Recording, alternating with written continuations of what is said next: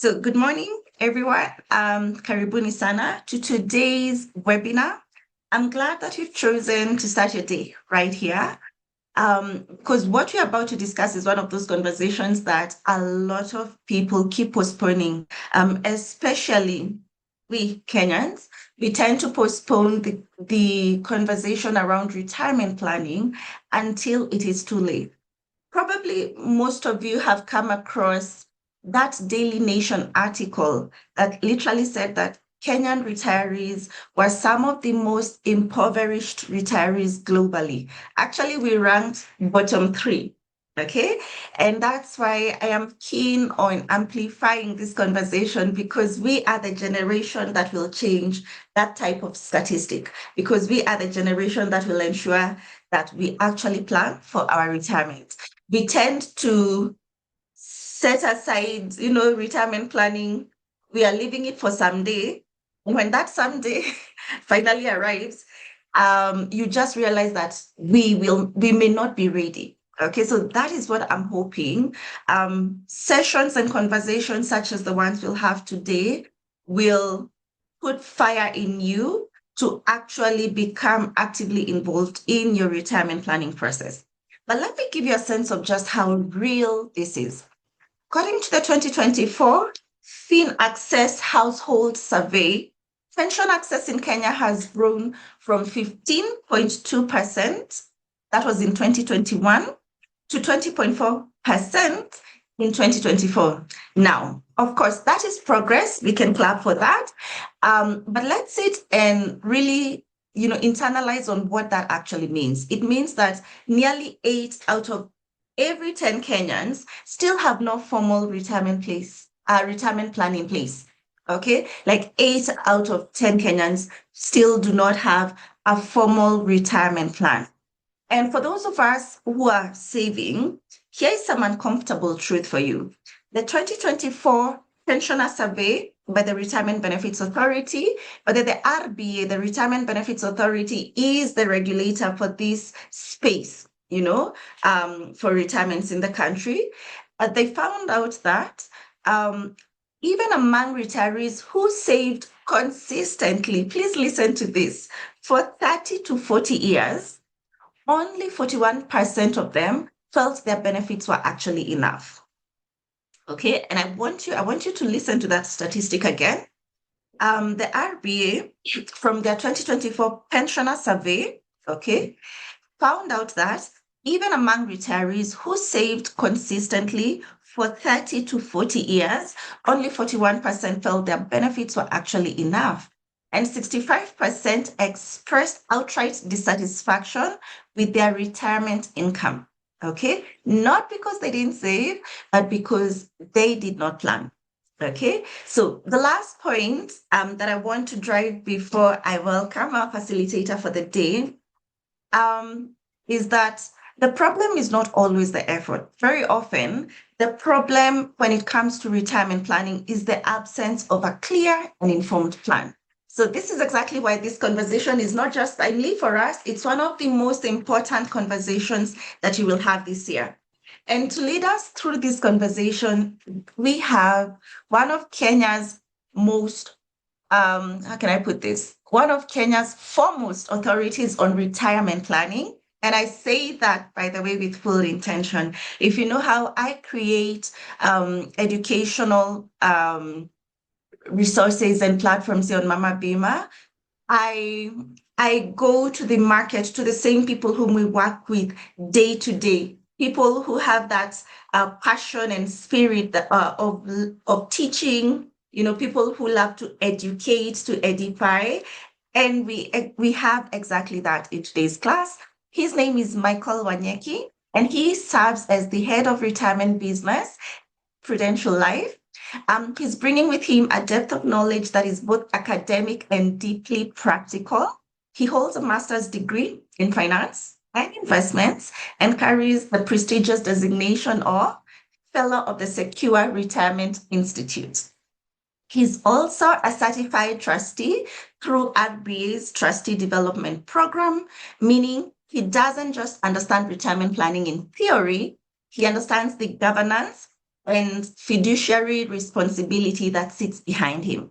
So Michael has served as a board of trustee chairman and member for over 7 years and sits at the ACCU Retirement Benefits Committee, which means he's actively shaping the policy and the standards that govern our industry in Kenya. He has trained countless trustees and scheme members across the country, making him not just an expert, but an educator at heart. But I must say, as Mama Bima, what I appreciate the most about Michael, he takes a subject that can feel overwhelming and distant and brings it close. So he makes it real, he makes it actionable, and that is what I really wanted for my community. So, Michael, I know he's wondering, I'm calling him Michael today. Wanyeki, we are honored to have you with us this morning. The floor is yours.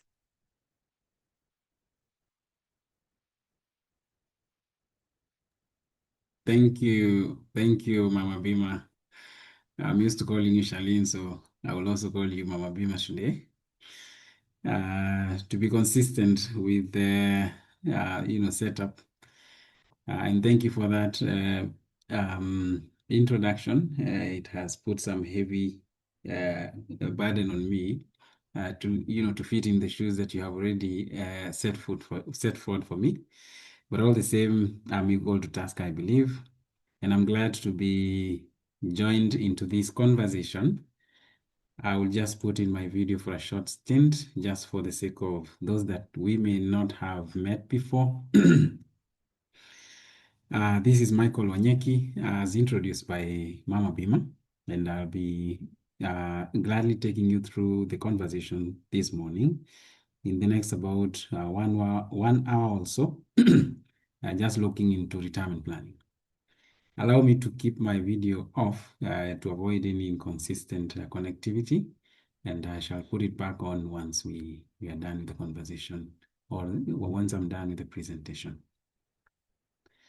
Let me share the slides that I'll be using, and Mama Bima, you can let me know if this is properly showing on your end and therefore for the audience. Yes, Retirement Planning by Michael Wanyeki. We can see this. It's visible. Right. Awesome. Thank you. So, dear members, listeners, and viewers, I want us to start off the conversation on understanding why it is important for planning. I think Charlene has laid out some foundation and the background of why this is important for us at an individual level, but also as a community or as a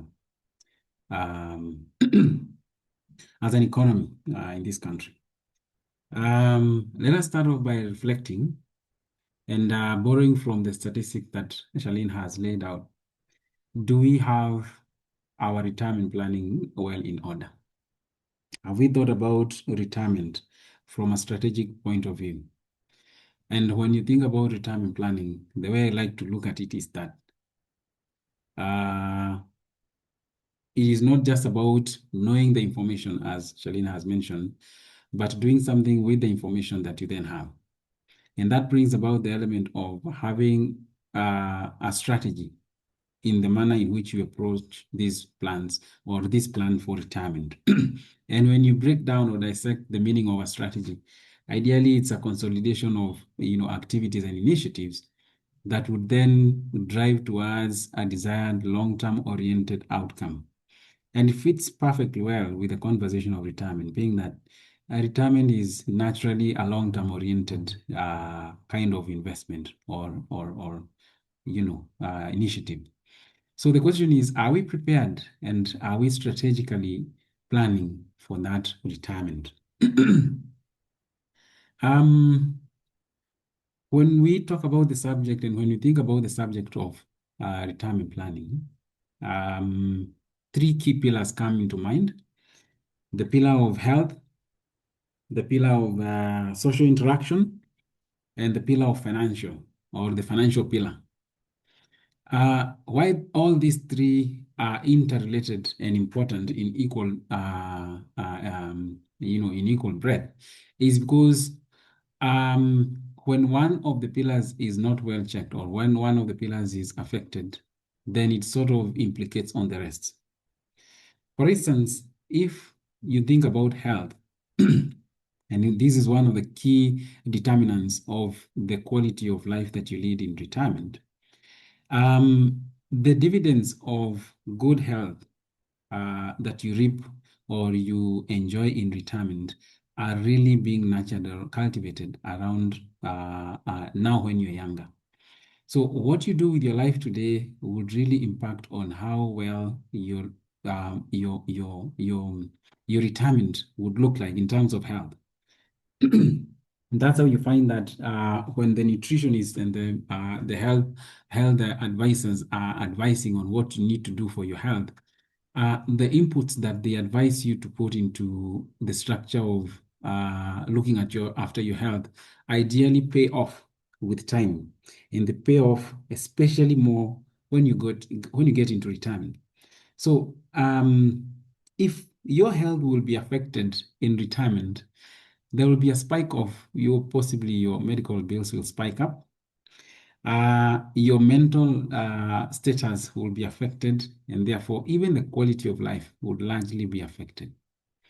So by you looking after your health today, and of course there will be the expert that would advise you what you need to do as far as your health, taking care of your health is concerned. You're not just looking at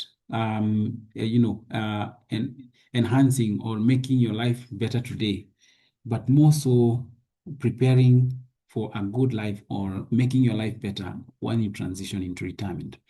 And it's not just about health, as I said, it all pulls in even the financial impact or rather the financial element into the picture. When you think about the social pillar, I think today it has been established that boredom is one of the greatest killers of people in old age, because you can have good health and you can have all the money in the world, but if it is all for yourself, and you can even have one of the biggest houses, but if you're just by yourself, I think that will really weigh you down psychologically, mentally, and emotionally, to the point that it will not really matter. So there is a key focus or key need for us to think about how do we build long-term sustainable relationships as we go about our current day, interactions and affairs, so that then this transition to become our, the basis upon which, or our support system as you get into retirement. And sometimes you find that even your own, your very nuclear unit, as far as your nuclear family is concerned, becomes the starting point. It starts with you looking at how are your relationships with your spouses, if you're someone in marriage, or your children, if you're someone who already have children. And if not, how is your relationship with your extended family members and also your different acquaintances in the various other aspects or respects of life? Because then these are the same relationships that you will depend on as you transition into retirement.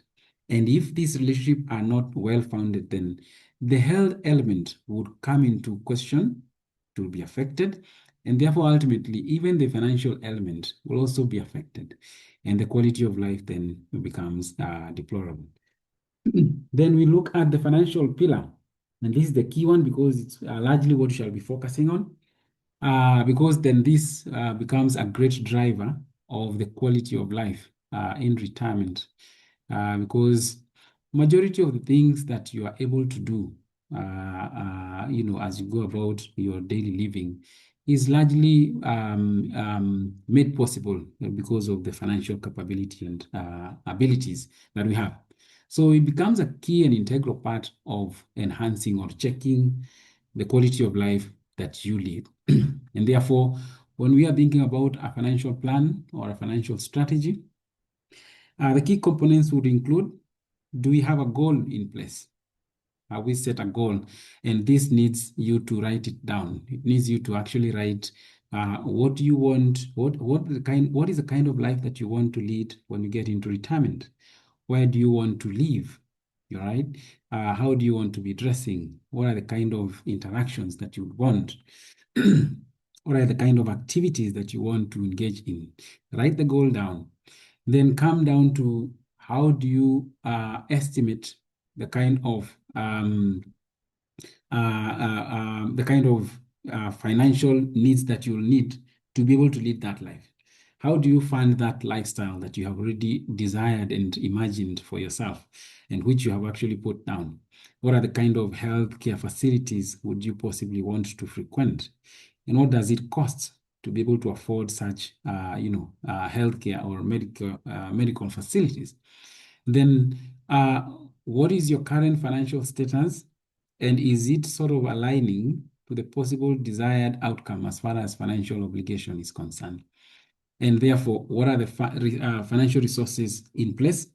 And if in the absence of any, what are you doing or what can you be able to do to be able to build those financial resources that then facilitate the kind of lifestyle that you have desired for yourself? But not also forgetting that there are inherent risks that will be with you during this period or phase of trying to build that desired outcome, financial desired outcome, but also as you transition into retirement. And therefore, those risks, how do you take care of them? Of course, we have all the options available both within the insurance sector and also outside. But what are the components or what are the mitigative measures that you can be able to take to be able to mitigate those risks during the current period or season? And of course, into as you transition also into retirement.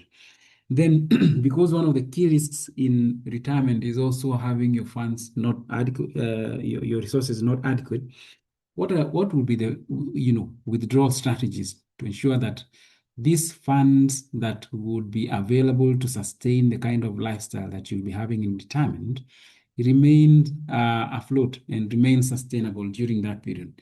What are the withdrawal strategies? How do you access this money as you transition into retirement?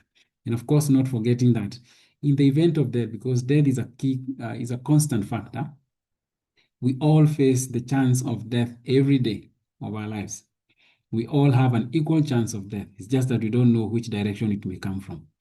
But because of that fact, there is need for us to also keep thinking in the event of that untimely occurrence, what then happens to my hard-earned resources, these funds that I'm building, these funds that I'm working hard for, this desired retirement outcome that I'm working hard for, and possibly the assets that I've put in place. In the event of the untimely event of death, how does this transition into my desired beneficiaries?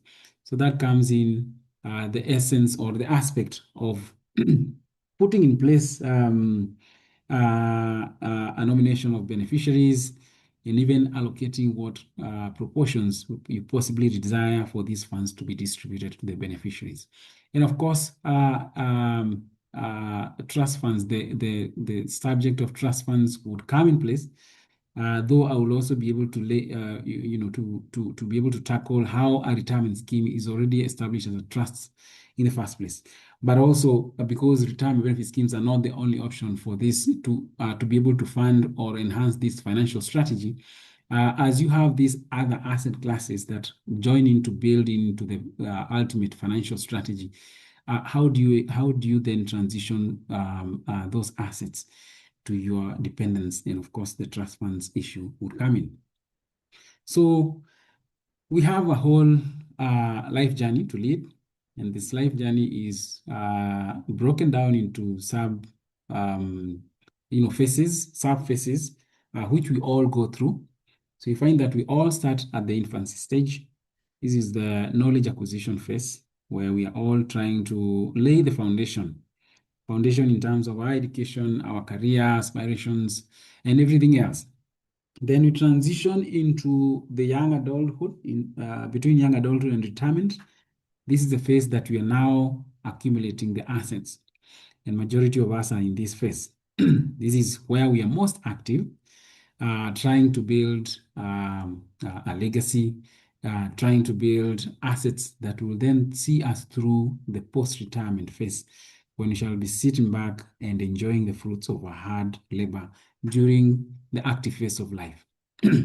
And you see that all these phases are interdependent, being that how well a previous phase is, is managed implies the success of the subsequent stage. How well your education and career foundation was established during the infancy to young adulthood would imply how well your young adulthood to retirement phase would then follow in terms of how do you then transition those foundations into actions. Then, of course, how well you live through this active phase would imply how successful or fulfilling your post-retirement phase would then look like. So we start off as dependents in the foundation stage. Then you transition into a somehow financial independence phase, where we now have autonomy of decision making. We are able to go about financial planning, and we have discretion of financial expenditure. And then we transition to the last phase, which I would possibly ask us to think within ourselves. How would you transition, or what will you transition to become in your post-retirement phase? Considering you started off as a financial dependent in the infancy to young adulthood stage, in the second phase, you transition to possibly an independent person. What would you become when you transition to the post-retirement phase? Statistics have shown us that a good percentage of people end up going back to dependency. Dependency on family, dependency on government, dependency on various other aspects of sources of assistance. And therefore, it's upon us to think, because a future is coming and time is coming when we shall reflect back on things that we have done, we are best placed to create that possible outcome into the future. And the future here, if you think about it, sometimes when you think about future, you think about this is a long while to come. It's some years to come. But the other day I was talking to a group and I asked them, today is actually your future of 10 years back. If you look at 10 years ago, how old you are and how old you are today, today is actually a future of the 10 years ago. And therefore, today is the past of 10 years into the future. And that becomes a very possible candid way of looking at it, being that if there are things that you needed to do 10 years ago that you didn't do, today you're possibly imagining that had I started that initiative 10 years back, I would actually be 10 years in as far as advancement into that initiative is concerned. For instance, when you think about possibly a savings plan, if you're supposed to be saving 5,000 per month, and if you're supposed to have started saving that 5,000 per month 10 years ago, today you would already be what? 5,000 times 12, 60, 60 times 10, that's about 600,000 on principle. But if I was to ask you, do you actually have that 6,000 bob in principle somewhere that you can show for? And possibly the answer is no, because somehow, because you didn't commit to that savings plan, the money gets used somehow. It just gets used. And therefore, as you look into the future, think about in the same breath, if I actually start doing something today, 10 years down the line, I would actually be able to show something out of what I started off today. And 10 years is what I think Mama Bima will tell you. 10 years is just about 2 election cycles. And we're just about the next election cycle. By the time you're done in 10 years, you will not really even know that 10 years passed. So let us think about the future and do something about it today, because that's the only sure way of creating a good future. The reality is that you will need income in retirement. This may sound like when the prophets who are going to pronounce prophecies to the children, and they would make pronouncements as though they sounded like threats, but they were actually things that were projected to come. So you will need income in retirement, or you will face old age poverty, or you'll be poor in old age if you don't do something about it today. The traditional structures that we people in the past would rely on are no longer sustainable, are no longer effective. They have already collapsed, and therefore you cannot depend on those. including these medical arrangements. Your children will no longer be a dependable, or you cannot bank on your children being your fallback plan. As a matter of fact, as we shall see in some statistics, they may actually still be your dependents in retirement. And therefore, you will be worse off if you actually don't have an income to be able to take care of that. And suddenly, your medical costs will keep growing as you age. And this is a statistic that have been out of research that have been conducted on the level of medical expenditure with age. So it's almost granted that your medical expenditure will grow as you age.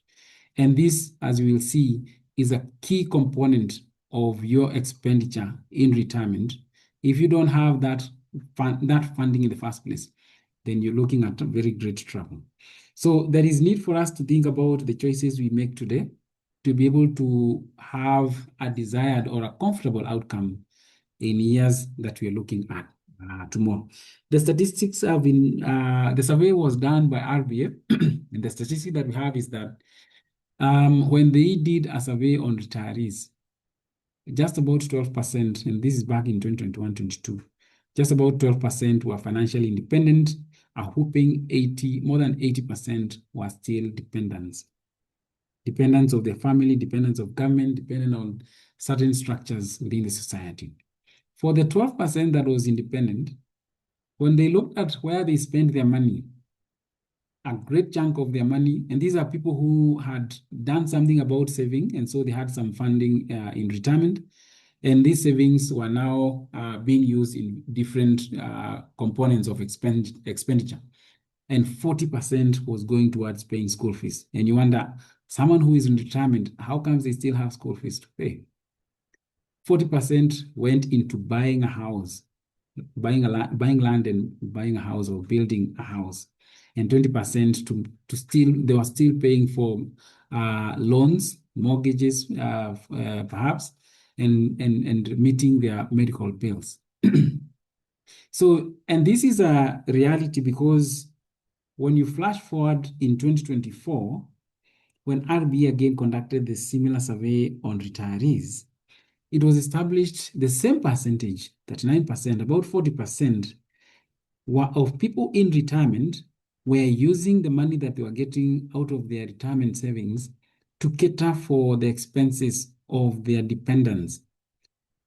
These are their children, and you think about someone in their 60s, these are children who are in the ages of 25 years and above, or mid-20s. So they were still taking care of these people. They were still taking care of their children in retirement. And the big concern here is, are you still going to have the same level of expenditure in retirement? Because the expectation is that your expenditure should drastically reduce as you transition into retirement. So if your expenditure still remains constant, it may put pressure on you to also sustain your level of income as you transition into retirement, even though you'll not be employed.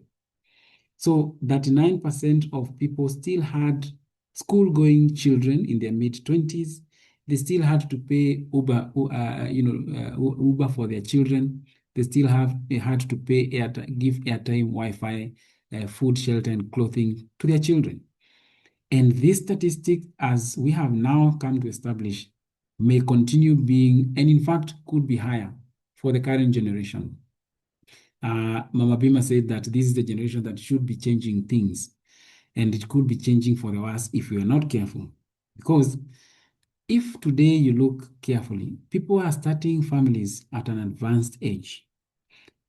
These people who are in retirement today would start their families in their 20s. I think life was bearable back then. So someone in their 20s were already considered a fully fledged, someone could actually start a family at a very tender age of 20. And they were already employable by the time they were getting into their 18 and 19. So somehow the circumstances would allow them to start early. But you find that these people still have dependents as they get into retirement, just about 40% of them. Now, today we have a lot more of people starting families in their mid-30s, well into their 40s. And therefore, this statistic may become a bit higher, or this percentage may be a bit higher for the current generation. And it therefore tells you there is even more demand or even more expectation of our generation or the generation of the guys who are in the youth ages today to even do a lot more in terms of saving for retirement than even the generation, the past generation. And if you find yourself in this category of people, then there is more expectation on you to even do a lot more in terms of putting aside resources to help you go through retirement. More statistics on the ground. Today, the life expectancy of someone who is in their 60s, someone who is just about to get into retirement, they're expected to live for the next 18 years if they're male, and for the next 20 years if they're female. This transitions or translates loosely into they're expected to establish ways and mechanisms of earning a living or having resources to take care of the expenses for the respective number of years that they will be living post-retirement, even though they are no longer in employment or they're no longer going through their economic, income-generating economic activities. Because this does not just apply for employed people, it also applies to people who are not employed. And you see that it is favoring more of the outcomes. The retirement outcomes is favoring more for those guys who are in formal establishment, people who are in employment, because then they are actually being taken care of by formal retirement schemes established by established by the respective organizations. And if then these other percentage of population that is not covered by the formal sector, they remain very exposed and they remain very hard pressed to even think more, because now the decision is at the individual level to go ahead and look out for what are the various scheme retirement planning or retirement assets accumulation establishment within the market that they can be able to take on to be able to build a retirement income for themselves. 40% of the income that you or people are earning in retirement is going towards medical care. So if someone is expected to spend the next 18 or 20 years without an income, and 40% of what they are already earning from a retirement source is going towards almost a fixed cost in medical care, then 60% remains as what is disposable for all other expenses. And we have seen that these other expenses, a huge chunk of it is being taken away by the fact that you still have dependents under your care. This means it can be very tough. It can really be weighing down for such a situation. So therefore, let us keenly think about it, but more on the plan. Let us have a strategic plan into eradicating or into alleviating this kind of situation for our own selves as we get into retirement. And I mentioned that there are key risks that we face both during the period that we live towards retirement, but also as we transition into retirement. There are key inherent risks that we shall all be faced with, some of which we are actually currently already seeing. For instance, it is a major risk that you will outlive your resources.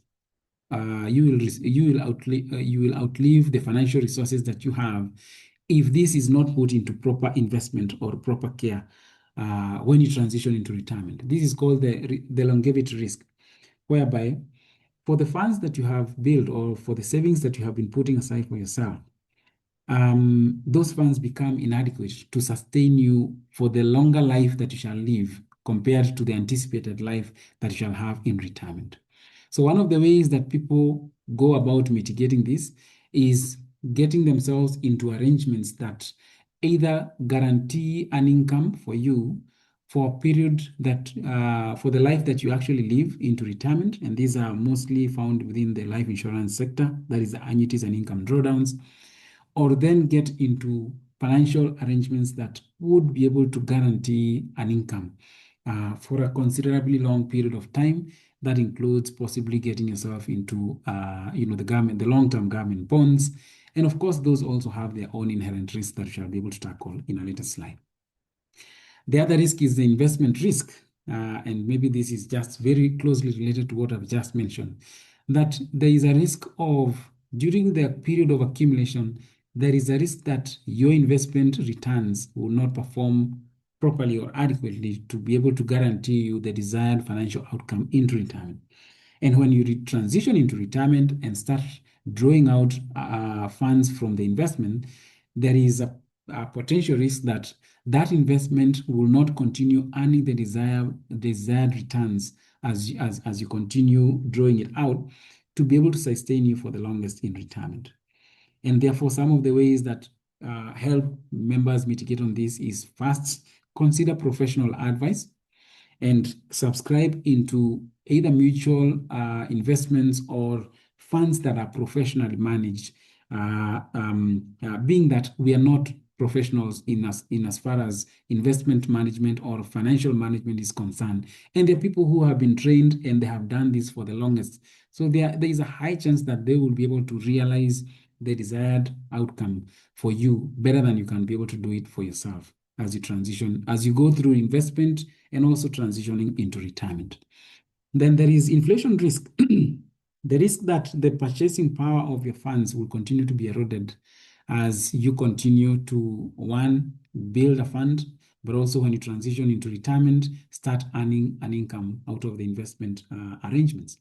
So one of the best ways to mitigate against this is to, first of all, as I said, subscribe into a professionally managed fund, because those professionals have a proper understanding of the best initiatives or the best strategies to mitigate against certain things such as inflation.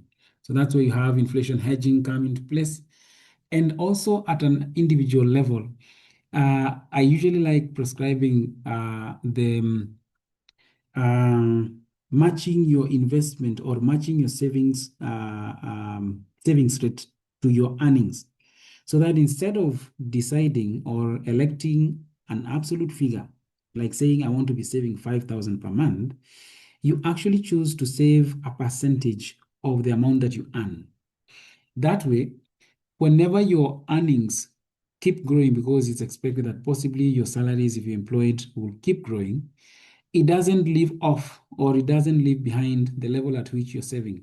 So if you say, for example, you're earning 10% of your salary and you're earning 100,000 this year, next year when your salary grows to 200,000, okay, and I would want to also be employed in such an arrangement, but assuming it grows to 200,000, then your savings grows commensurately to that level of earning. That way, you will really keep up the savings rate or the savings level at the level at which you're earning or your salary is. And that comes very closely to the next risk, which is the risk that the amount that you transition into retirement with becomes way lower or way less compared to the amount that you had as a final salary. So that means that if you're transitioning into retirement and your expenditure level will reduce by, say, 10% or 20%, if the transition or the amount that you, when you convert into retirement and you start earning an income out of your investments, out of the investment that you've had, if the amount that you're earning on a monthly basis is way lower than the amount that you're earning as a final salary per month, it obviously means that you'll not be able to keep up with the expenses or the level of expenditure that you are keeping up with before you transitioned into retirement. And the recommended level is that as you transition into an income out of the investments you have, then that level should match up to the last final salary to the tune of between 60 to 80%. It means that if your final salary before you exited into retirement was, say, 500,000, or maybe for simplicity it was 100,000, then the salary or the income that you should transition into retirement with should be in the region of between 60 to 80,000 per month. And the rationale here is that it's expected that your expenses would have reduced by a commensurate level. The expenses should reduce between 20 to 40% of the expenses that you had before retirement. But we have already seen that statistics have shown that there is a chance that the expenses that people are carrying would still be with us if we are not carefully planning. And planning here is not just about earnings. As I mentioned, even planning for your family, in other words, family planning, is also a factor that is worth considering. It is worth considering that if you're starting a family, what is the appropriate or what is the right age bandwidth within which you need to start off the family? And which is the age band or the maximum within which possibly you would consider not continuing to have childbearing practices for that matter. So it is all intertwined. It is a plan that is holistic in nature, because the actions or the decisions on one side have an implication on the other side, especially in as far as retirement is concerned. Then we have the behavioral risk. This is where left to you, and this affects mostly guys who access their funds as a lump sum. Getting your money all as in one go from the retirement arrangements. It affects them most because there is a high propensity of you spending more than you actually can spend when you have money that has unlimited access. And I think that is also something that is evident even in our day-to-day operations, that if today you actually have 100,000 in your bank account, you find yourself very philanthropic. You would possibly subscribe to all, not that it is bad, but you find that you are actually attending all initiatives, that require money input, largely because you feel there is money in the pocket. But when that money is limited in access, then you also become very calculative and very strategic and selective on which ones you actually participate in and which ones you don't participate in. So it helps mitigate that behavioral risk by getting yourself into structured plans. And structured plans here would include possibly getting yourself an annuity contract as a transition into retirement. And we shall be able to explain what these contracts mean. Maybe get yourself into an investment vehicle that pays you income in bits as opposed to giving you a lump sum all at once, all at one go. Medical expenses, I think I mentioned this earlier, is a key risk in terms of the high cost of medical care and medical expenses. Not just as far as the actual medicine purchase is concerned, but also even the service, the medical service is concerned. I think if you have looked around, these are things that have become key concerns within the society and community that we live in, to the fact that people are now looking for how they can be able to subscribe into medical insurance arrangements, largely because of how then medical costs or Medicare becomes inaccessible due to the costs attributed to it. So this being a key risk that you'll face, especially in your old age, there is all need for you to think about it now. And possibly that's where the issue of post-retirement medical funds savings comes in. Today, an individual is able to put in extra voluntary contributions within a retirement scheme arrangement, which would then be dedicated towards building a fund that will take care of your medical expenses in retirement. And the various ways through which you can be able to make that possible is you build a fund that you arrive in retirement with, and convert that fund to be where your medical expenses will be drawn out of. So you'll be going to hospital and instructing the retirement scheme to pay your medical expenses on usage basis. The alternative is for you to invest that money in a possibly an income drawdown arrangement or annuity arrangement. And the proceeds of the annuity arrangements would be going towards meeting your medical costs as and when they happen. The alternative is for you to get into similar arrangement, that is an annuity or income drawdown. And I'll come back to that. Don't worry. I'll come back to what those contracts mean.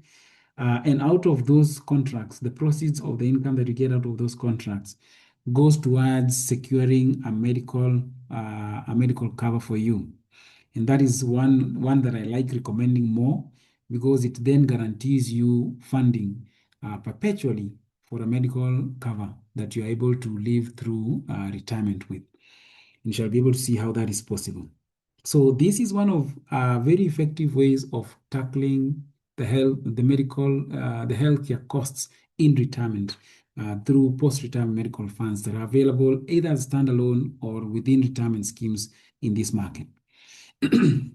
So as we wrap up this first section, key concerns, key questions would come into mind. And these are questions that I would like you to reflect on in your own individual capacity. Write them down and possibly write the answers for those down. One is, how would you want to retire and where would you want to retire? Do you want to retire in the urban setup or in the rural setup? Do you want to retire into a lifestyle that you will be a free lifestyle? And when I talk about free, you don't have limit of movement, you don't have limit of what you want to eat. Not that now you will be eating unhealthy, but even healthy food, as we have come to establish, is more expensive today than unhealthy food. I think healthy food has become more in demand, and therefore it has made it a bit more expensive than the unhealthy food. But will you be able to afford it? And how will you be able to afford that? Where you want to retire? Do you want to retire in a gated community? Do you want to get into a retirement home? Do you want to live in, for example, do you want to live in Runda? And do you buy a house? Do you build a house? Do you rent? Personally, I would recommend renting, and I'll be able to tell you how that is possible and why. You can ask me that question at the tail end of our presentation, where we shall discuss on how.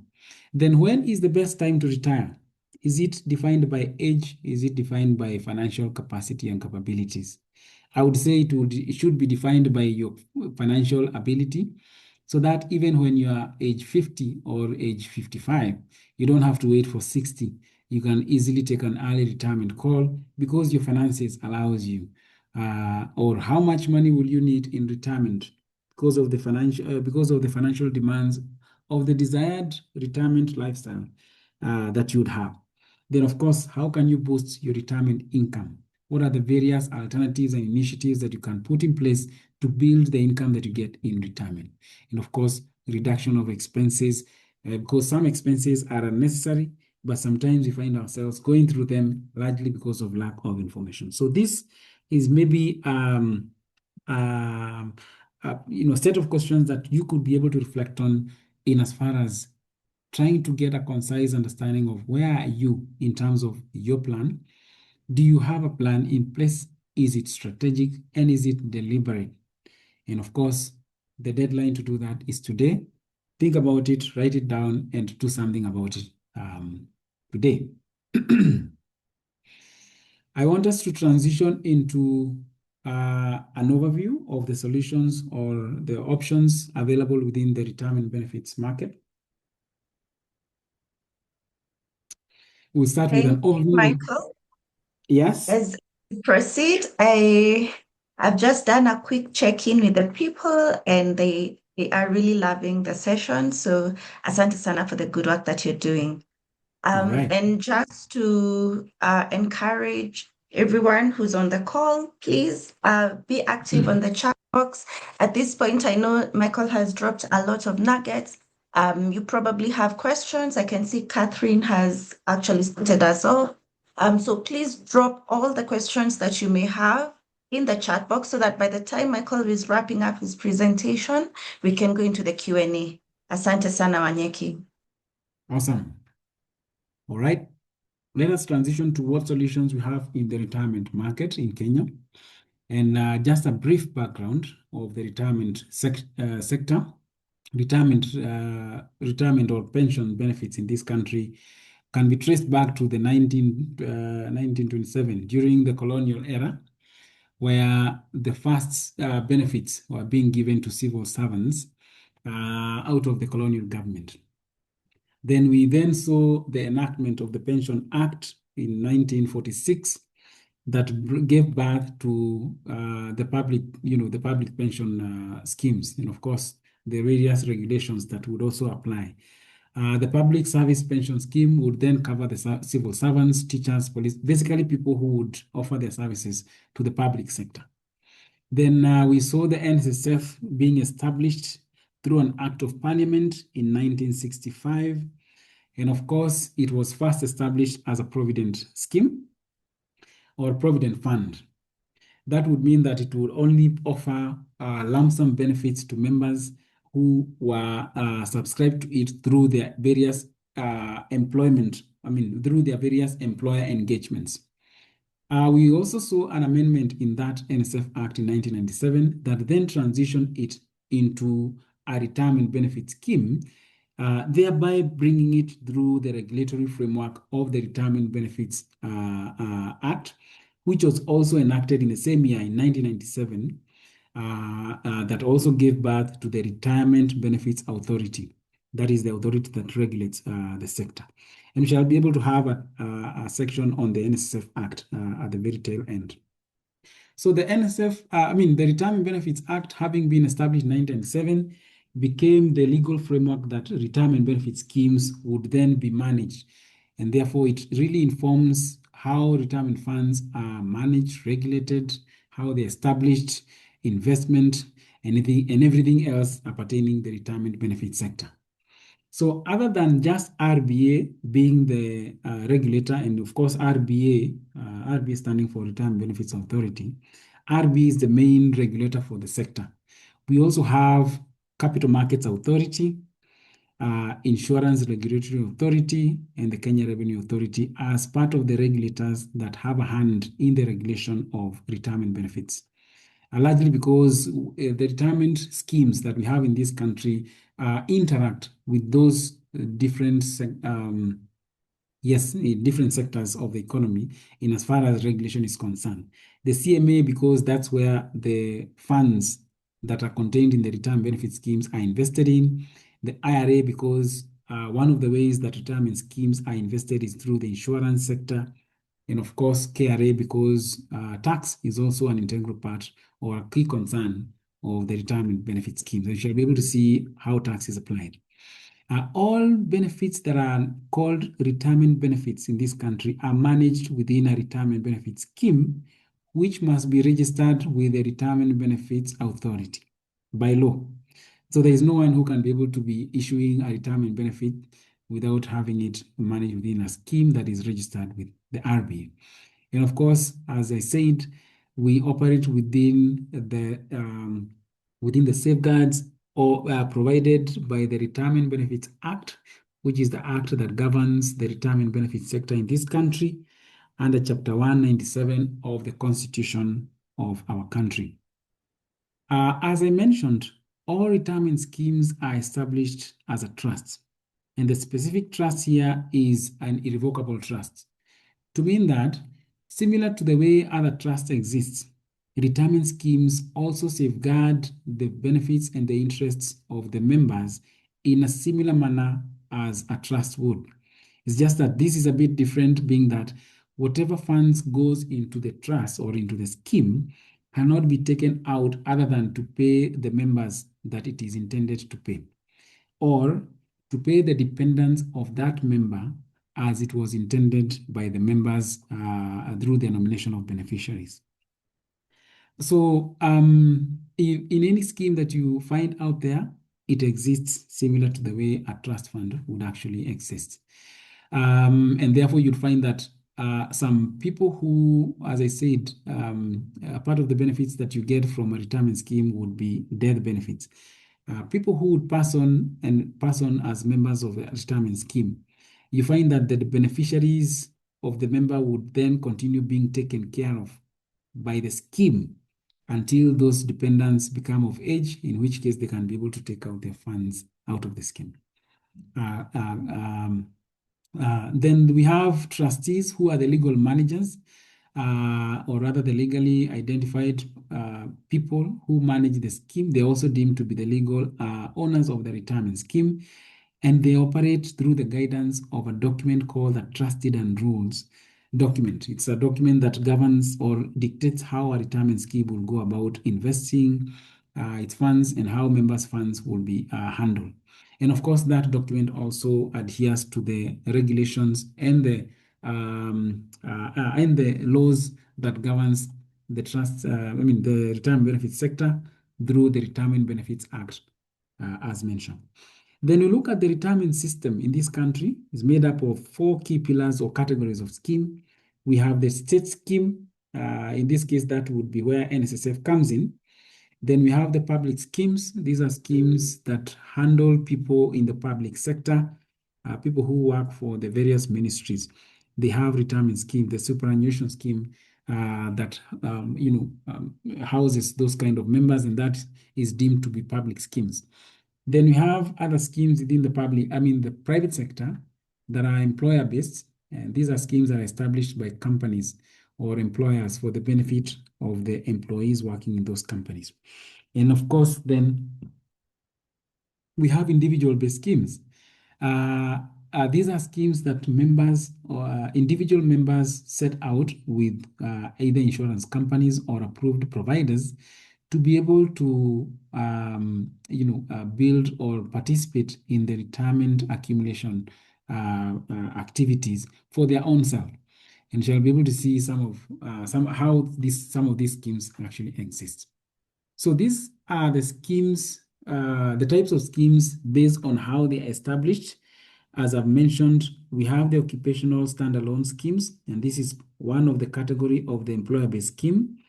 It is set up by the employer for the benefit of the employees, and it is usually established as a scheme that is exclusive for the employees of only that company. So it is one scheme for one company. All right. Then we have individual schemes. As I said, these are schemes that an individual like yourself and I would walk into an insurance company or an approved provider and request to establish an individual retirement account where you'll be saving for retirement, for the years that you desire. The other category of scheme is an umbrella scheme. Comes closely to how an occupational scheme is established because it is also established by a company, just that in this case, it is a scheme, a single scheme existing to accommodate many employers or many companies within it.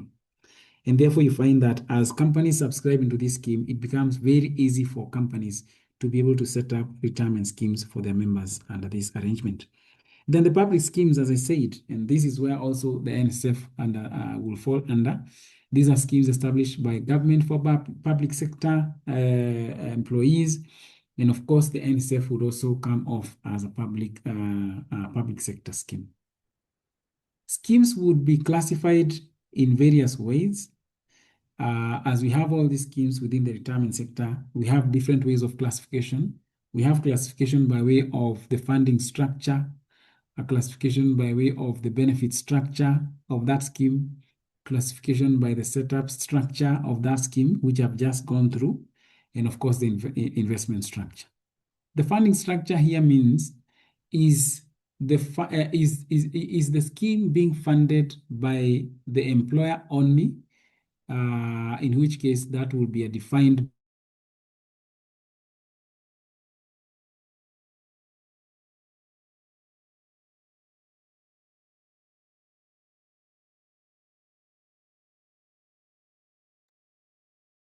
Hello, Mike.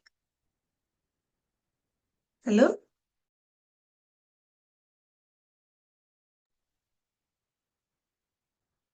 Good morning, everyone. Is it me or has Michael gone quiet? Or could it be an internet issue on my end? Please tell me in the chat. I know unmuting. Okay, lovely. Okay, let me check on him. Thank you.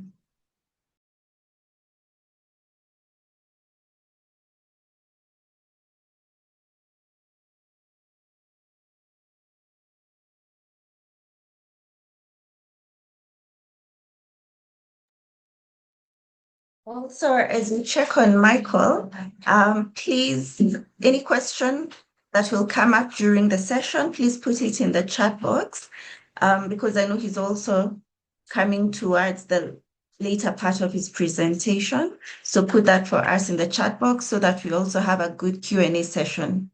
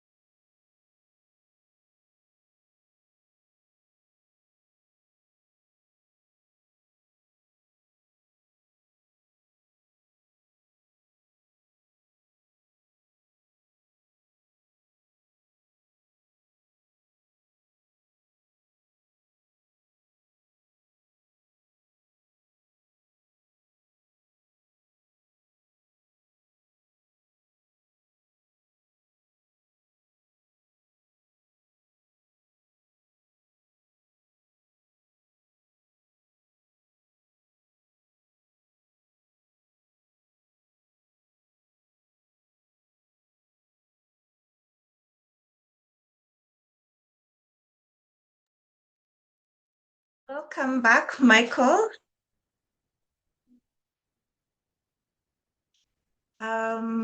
Please tell me, let me confirm if I've given you audio rights.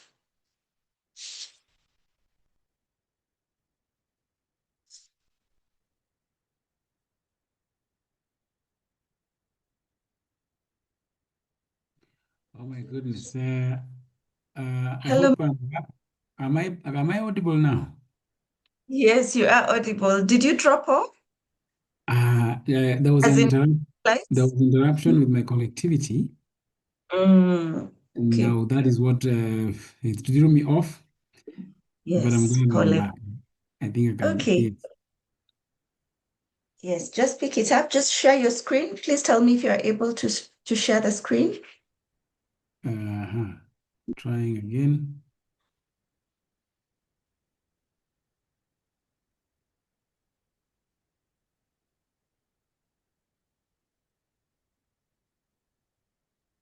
Not yet, huh?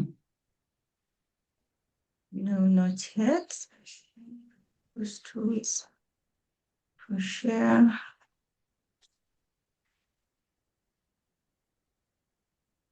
Right, good. Try now, Yes, now please. I'm able to share. Let me try. Okay. Okay. Oh, all right, I'm so sorry for that. Just let me know whether this was the last slide that we interacted on.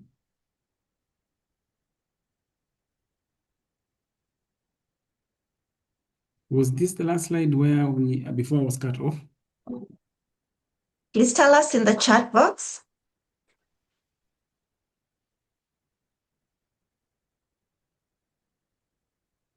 Okay. Mike, show Uh, us also the previous one. yes, this one. Okay, yeah, it's the other one. Yes, I agree. All right. Mm. Good. So I can just carry on from here. And I was just trying to explain that schemes would then be classified through different approaches, and had explained that the funding design just talks into how are the contributions received in the scheme, are the benefits as a result of how much both the member and the employee and the employer contributes. In which case, the defined benefit scheme, only the employer makes the funding into the scheme, and the member just sits pretty and waits for a benefit at retirement. For the defined contribution, both the employee and employer would be making contributions towards a benefit. The benefit structure classification means that A scheme would either be defined as a pension or provident, depending on how the members expect funds or benefits to be paid to them when they get to retirement. In which case, then a pension would be able to give the member, an income equivalent, and of course there will be a that consideration, and I shall come to a slide that talks into that. Whereas a provident fund would give everything that has been accumulated as a single lump sum. Then we have the investment structure. There are two ways that schemes can be able to invest the funds. The scheme would either invest the funds through a guaranteed fund arrangement, that is through an insurance contract arrangement, or through a segregated fund arrangement, in which case the scheme goes directly into the market and invests directly into the various assets through a fund manager's services. So these are all classifications of retirement schemes that somehow implicate a scheme in one way or another, but they all consolidate to make up how the scheme is defined or how the scheme is actually organized. And therefore, a retirement scheme, when you think about what a retirement benefit scheme is, it is ideally a vehicle or an arrangement that exists to be able to provide someone with financial sustenance in retirement and be able to actually build a fund through their years of active employment towards a fund that actually then transition into an income for the member when they get into retirement. So it helps the members to save and invest during their working years so that then they can maintain a certain level of living standards or standards of living when they transition into retirement. Largely or naturally, in a snapshot, this is how a retirement benefit scheme would be organized.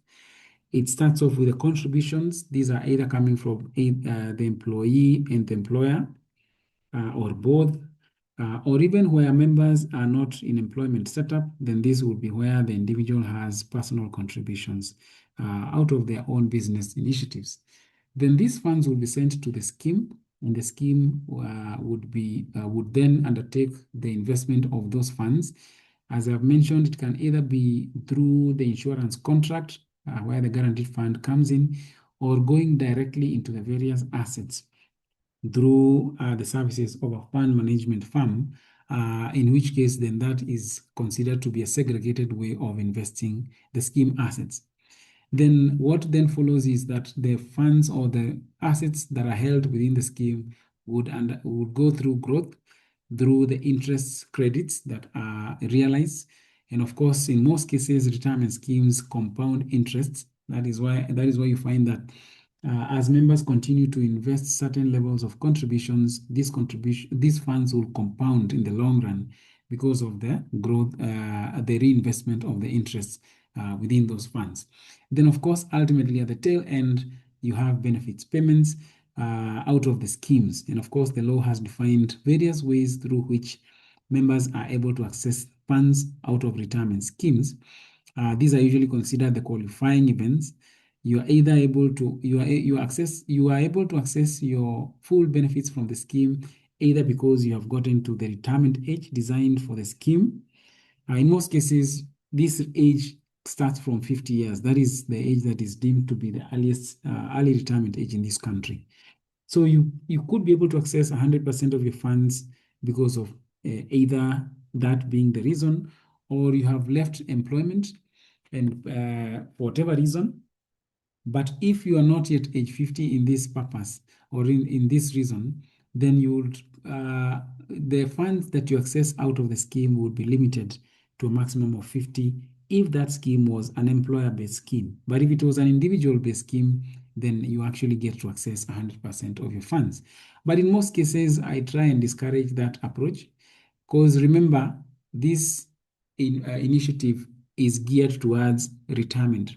The whole purpose why you have these funds put into the retirement scheme is for the sake of providing you with a retirement income when you get into retirement.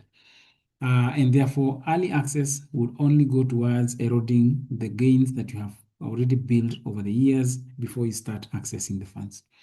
Then the other reason is if someone becomes incapacitated and they have to leave employment, then they also access 100% of the funds that they have invested within a retirement scheme. In the event of death, dependents are paid 100%, and that is at the instance that death actually occurs. And of course, permanent relocation from this country accords 100% of the benefits.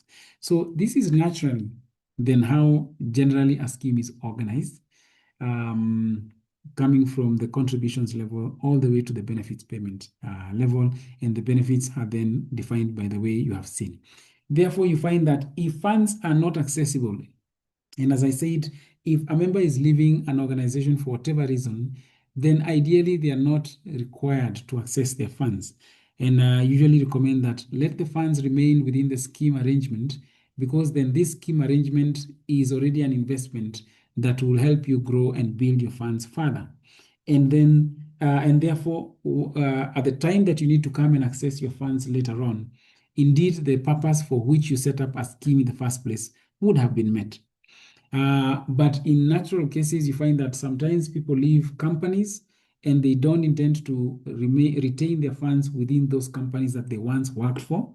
The law allows for such individuals to create individual retirement schemes and transfer the funds in those past organizations into the individual retirement accounts. It's actually recommended because it helps consolidate those funds that are held within the past employer-based schemes, and which makes it then easy for the member even to access their funds and records of their accounts progressively as they continue working even for other organizations.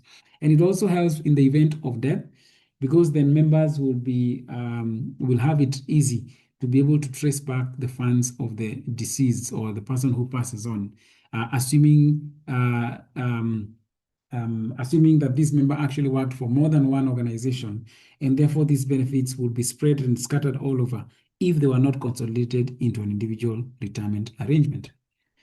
I mentioned about tax, and this is the avenue through which the Kenya Revenue Authority comes in as far as tax regulation is concerned. But they don't come in only to look at how tax is being taken away from the members' benefits. They also come in to enhance or monitor how the tax incentives that members qualify for within retirement schemes, that those tax incentives are actually being applied in the right manner. The retirement sector happens to be, or rather, the retirement schemes happen to be one of the very effective ways through which one can be able to accumulate funds for their retirement. And the law that we have in this country has also recognized these retirement schemes for that fact, and accorded certain key initiatives or key benefits that members then benefit by investing for retirement through the retirement schemes. And one of the key benefit is the tax benefit. Today, if you invest for retirement and you're doing it through a retirement benefit scheme, the amount that you put into the retirement benefit scheme is exempted from taxation, that is the pay-as-you-earn tax deduction. It is exempted from that deduction up to 30,000 worth of savings that you will be putting into the retirement scheme. What that means is, let us take an example of someone who earns 100,000 and they're putting aside 30,000 into their retirement scheme. It would mean that their taxable salary would start from the level of 70,000 as opposed to 100,000. And when you think about how much that tax translates to, below here we have a table of how the pay-as-you-earn would be applied for someone who earns any amount. Someone who earns 100,000 most likely has already gone to the tax, the tax bracket of 30%. So you find that this person is earning 100,000, their taxation has gone through all the way to 30%. So this 30,000 that they're saving is ideally being saved from the 30% bracket. And 30% of 30,000 translates to 9,000. So they're ideally saving about 9,000 worth of tax that would have gone to KRA if they were not saving for pension or for retirement within a retirement benefit scheme. Now, 9,000 invested within a retirement benefit scheme. And possibly you could think of a retirement benefit scheme that gives you an average of between maybe 9, 10, 11%. That amount would land you well above 15 million given time. That is, if you are able to invest that money for about 20 to 30 years, you would land at about 15 million worth of extra funds in retirement just by virtue of putting this money in a retirement benefit scheme. And if you don't choose to put this money in a retirement benefit scheme, you would then say goodbye to that extra 15 million in about 20 to 30 years just on account of tax. So it's a conscious decision that members need to, come to terms with, that putting money in a retirement scheme is actually beneficial both in the, in the current time, but also in the long term. Another benefit that you get by investing your funds within a retirement scheme is the exemption on the investment income.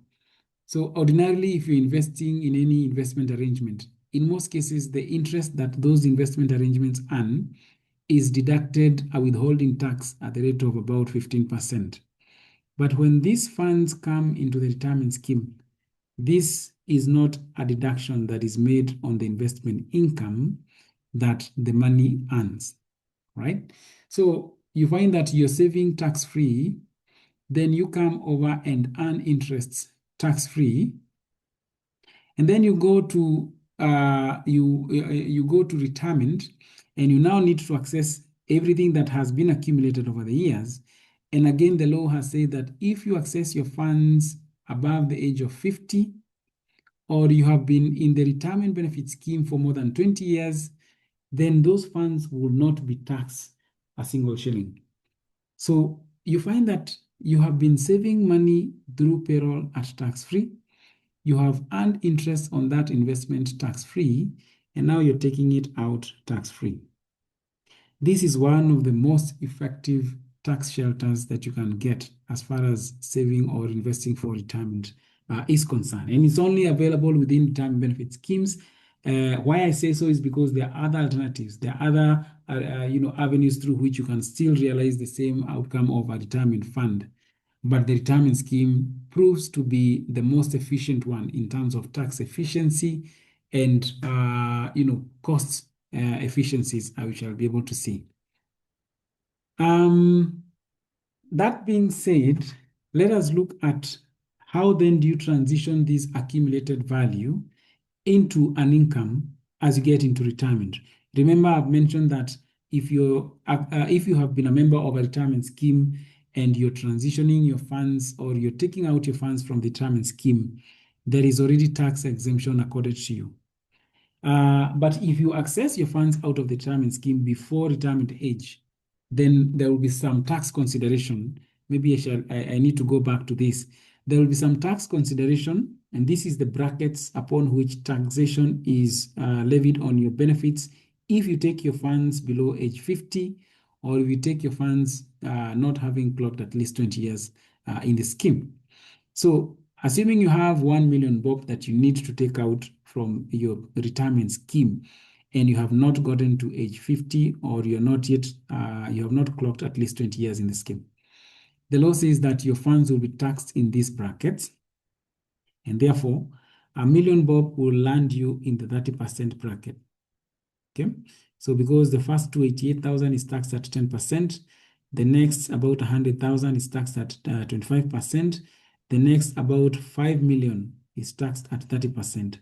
So everything above 388,000, that comes to about 600 and something, would be taxed at 30%. So you find that you pay a hefty check to the KRA just on account of accessing your funds prematurely from the scheme. The same 1 million, if it was taken out having clocked age 50, would have been given 100% tax-free. So there is benefit of investing your funds in the scheme, but you maximize on those benefits by delaying access to at least the advanced age, your advanced age in the ages of 50 years and above. So let us look at the access and transition of the funds, the retirement funds into retirement income. And this is structured in the way that the journey of retirement is a holistic one where you go through the accumulation phase and then you transition in the utilization phase. The accumulation phase is where ordinarily most of us would be. This is where we are building the fund. This is where we are accumulating a retirement fund within the retirement account. Then we transition into the utilization phase where now we are talking about what are the various options that are available in the market. A key to consider or a key consideration is what kind of retirement scheme are you currently in? Because depending on which scheme you are in, the benefits will be treated in a different manner. If you're in a provident fund arrangement, then you expect that the benefits that you access at retirement will be given to you as a lump sum. If you're in a pension scheme arrangement, then the benefits will be given to you in two components, in which case up to 2/3 will be converted into an income through an annuity or income drawdown contract. And if you want to access a lump sum, then only a third will be accessible as a lump sum. As you making that consideration of transitioning into retirement, maybe some consideration to reflect on is what are the consolidated sources of income as you transition into retirement? When you look at your total portfolio, what are the various asset classes that would then transition to become sources of income as you get into retirement? Some of them include possibly you have been having some cash savings, savings in action, some savings in the bank account, or you have been participating in the stock market and therefore you have a portfolio of equities that you will be able to liquidate and provide you with some source of income or possibly live off the dividend income that comes out of that asset class. Maybe you have some bonds in place, and these government bonds will provide you with maybe some consistent, reliable income, or the sale of which would be able to give you a lump sum payment. Or you have a money market account that would potentially give you some lump sum or some cash payments periodically, or even property. Maybe you have some fixed property in fixed asset form, that is land or building, that you intend to liquidate and get lump sum, or you have been able to put up some dwelling units that would give you some rental income, or you're even participating in the financial instrument, the property, the collective investment arrangement for property, which is rates, and potentially giving you some dividend income out of. Or you actually have some life insurance products that would be now coming towards maturity and therefore provide you with a lump sum that will be able to live off in retirement. Those are all part of what could potentially make it into the total portfolio that you have as a total source of income as you transition into retirement. But when you look at the side of retirement benefits, you'll find that the options available would be the proceeds of the accumulated value out of the retirement scheme could be converted into an annuity or income drawdown, in which case then you'd start receiving an income out of that deposit or out of that investment. And of course, we also have the post-retirement medical fund, ideally, which would be existing solely to cater for your medical expenses in retirement. And of course, I had laid out how that will be done. So therefore, all this, as I mentioned, are all asset classes or all key components that would make it to the grand portfolio that we'll be having as far as a total retirement portfolio is concerned. And maybe let us just look at some characteristics briefly of each potential asset class and what part it plays as far as the grand portfolio that you'll be having as a retirement portfolio is concerned. When you think about equities, we are thinking about long-term investment, and therefore possibly your focus in this as you get into this would be trying to realize or achieve long-term growth, because similar to, the equities asset class is an asset class that one gets into with a long-term orientation if you're thinking of it as a retirement investment. And this would potentially either give you the dividends gains in the long run, or the capital gains in the long run when you then transition into retirement income. They come in to help you possibly beat inflation, especially when you're having a growth trajectory, because ideally the stock market in the long run actually usually ends up having a growth pattern. And therefore, this would be an asset class that comes to induce some long-term oriented growth pattern and one that will help you mitigate against inflationary erosion. The main risk for this asset class would be potential market downturn. And that means that in the event we are having a bearish market like I think we experienced in the period between 2023 and back, all the way to around 2012 or thereabout, where the stock market is really, really on the downside. You then end up having a risk in tying up your assets or tying up your funds into an asset class that you may not be able to exit without losing money. And of course, that also presents the risk of concentration, being that if you're having your funds within the stock market, you're only in the stock market, and anything that will then affect the stock market, like the shifts in the economic environment, the political impact, it then affects your portfolio wholesomely. The liquidity characteristics of this asset class is that it has high to medium, because you can easily trade off this, you can easily trade off your stocks from the stock market, your shares from the stock market, especially now that we have even digital brokerage platforms. But sometimes, depending on which stock you're actually looking at, and especially if you're trying to save from you're trying to save the value of your assets, then possibly it could prove to be quite a challenge in terms of liquidating that into actual cash. The other asset class is the government bonds, comes in to try and bring in stability, where you realize that when you invest your funds in this, you're almost guaranteed a certain consistent level of income, of course, at simple interest basis. So that means that you only earn income on the principal amount and on the rate that was actually promised to you when you're receiving the coupons out of the government bonds. And therefore, you're looking at even liability matching, whereby you can actually take a bond structured to be able to address a certain specific need in your life. For example, you possibly want to have a bond that meets your medical expenses, for instance, or a bond that takes care of your travel expenses. So you can be able to see how do you structure out different bonds to meet different needs within your portfolio, within your life. The main risk here is that the interest rate that you get out of bonds, especially bonds that end up maturing, you may not be able to reinvest these funds at certain high returns or certain high coupon rates.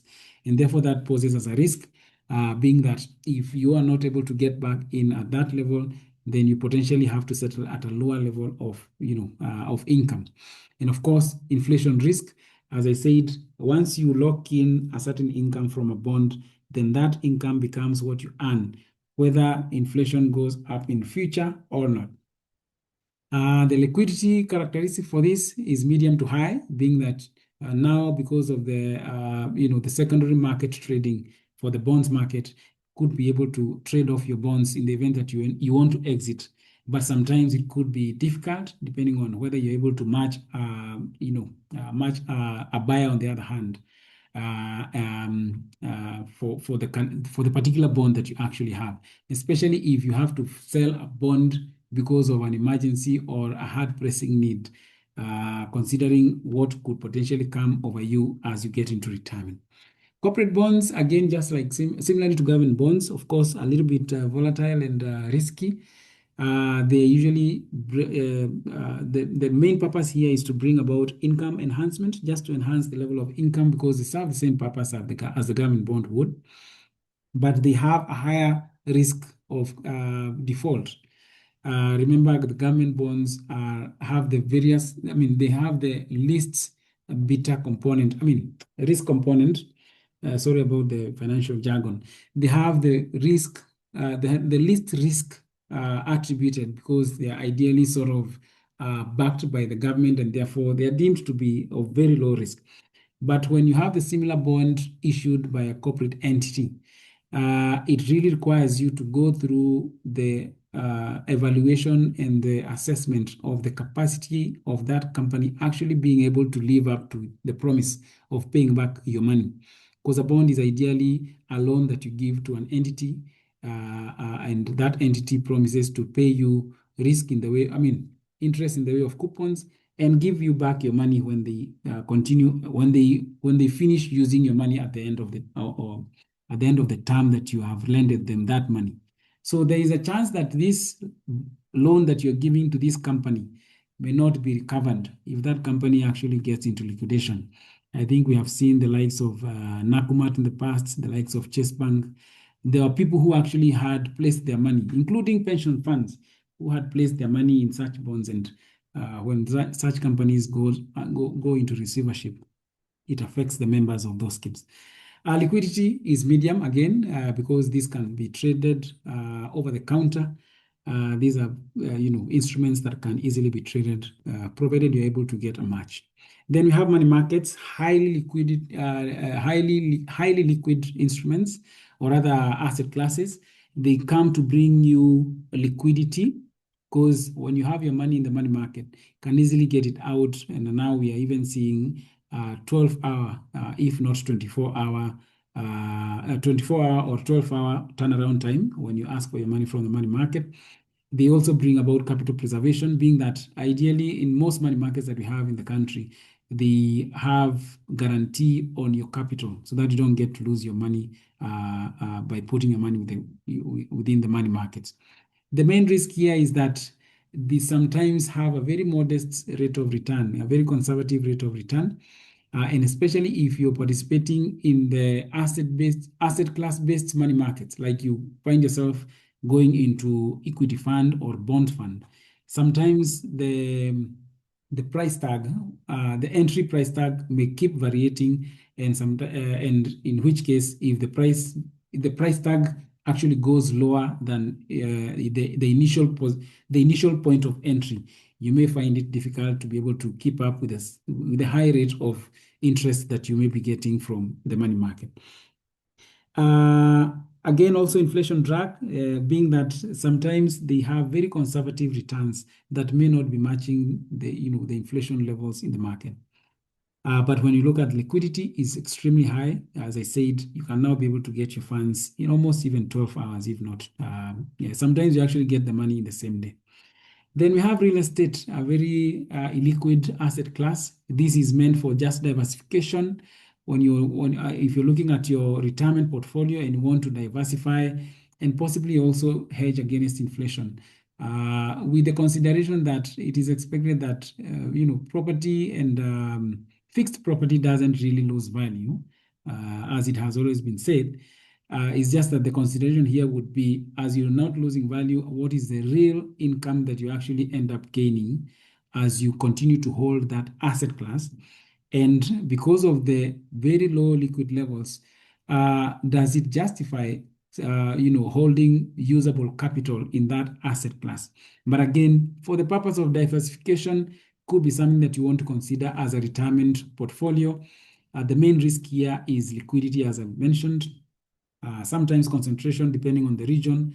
If you only hold immovable land in a certain region, and that region becomes affected for whatever pandemic or maybe political unrest or anything, then you really stand to be affected. But liquidity levels is quite low. Sometimes could be medium, but it's quite low. The alternatives, maybe not to mention so much about this, we have alternative asset classes like private equity, venture capital funds. We also have other alternatives such as derivatives that have been introduced in our retirement benefits market.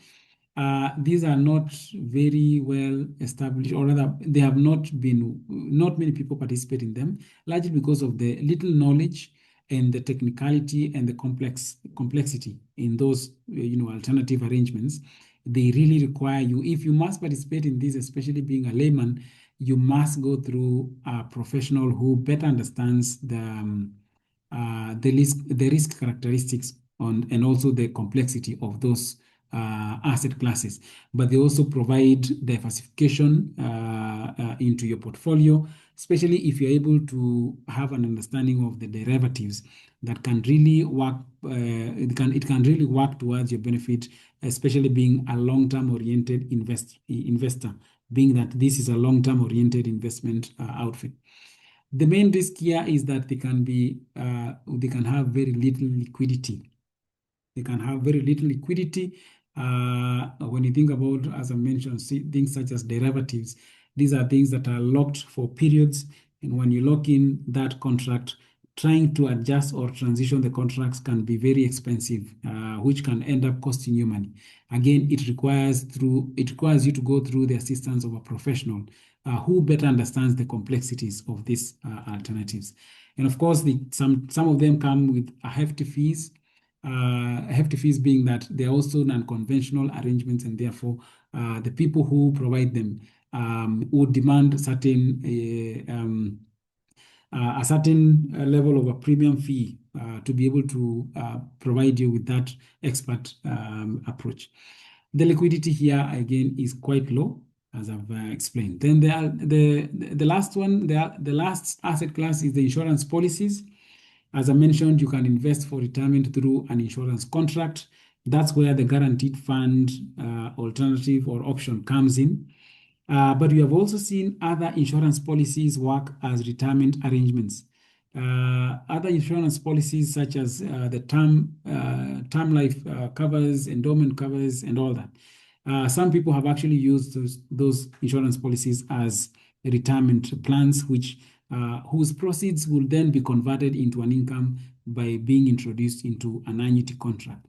Ideally, this would come in to help with asset and income protection, as I mentioned, and also trying to see how you are able to effectively transition your assets in the untimely event of death. The main risk here would be possibly liquidity, being that you may not be able to liquidate an insurance policy or convert it. And sometimes even inflation, if it is not well matched, or if you're not partnered with a provider that adequately looks into catering or covering inflationary erosion in the kind of performance that they give you, if, for example, it is through a retirement benefit scheme investment. Liquidity here is high to medium. High being that if it's, for example, a retirement benefit scheme, you can easily get your funds out of the scheme as and when the funds, or rather as and when that is required when you get to retirement.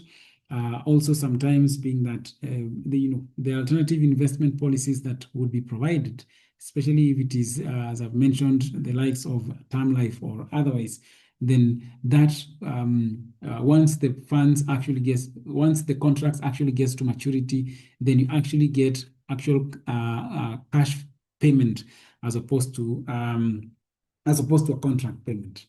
So this, in a nutshell, would then ideally form a portfolio consolidation, a list of possible asset classes that would be able to make it into your portfolio as a retirement benefits portfolio. So it's upon you then to be able to determine which one would you want to pick, which one would you want to have as part of your diversification ventures, and for whatever purpose that you want it to form within your retirement package.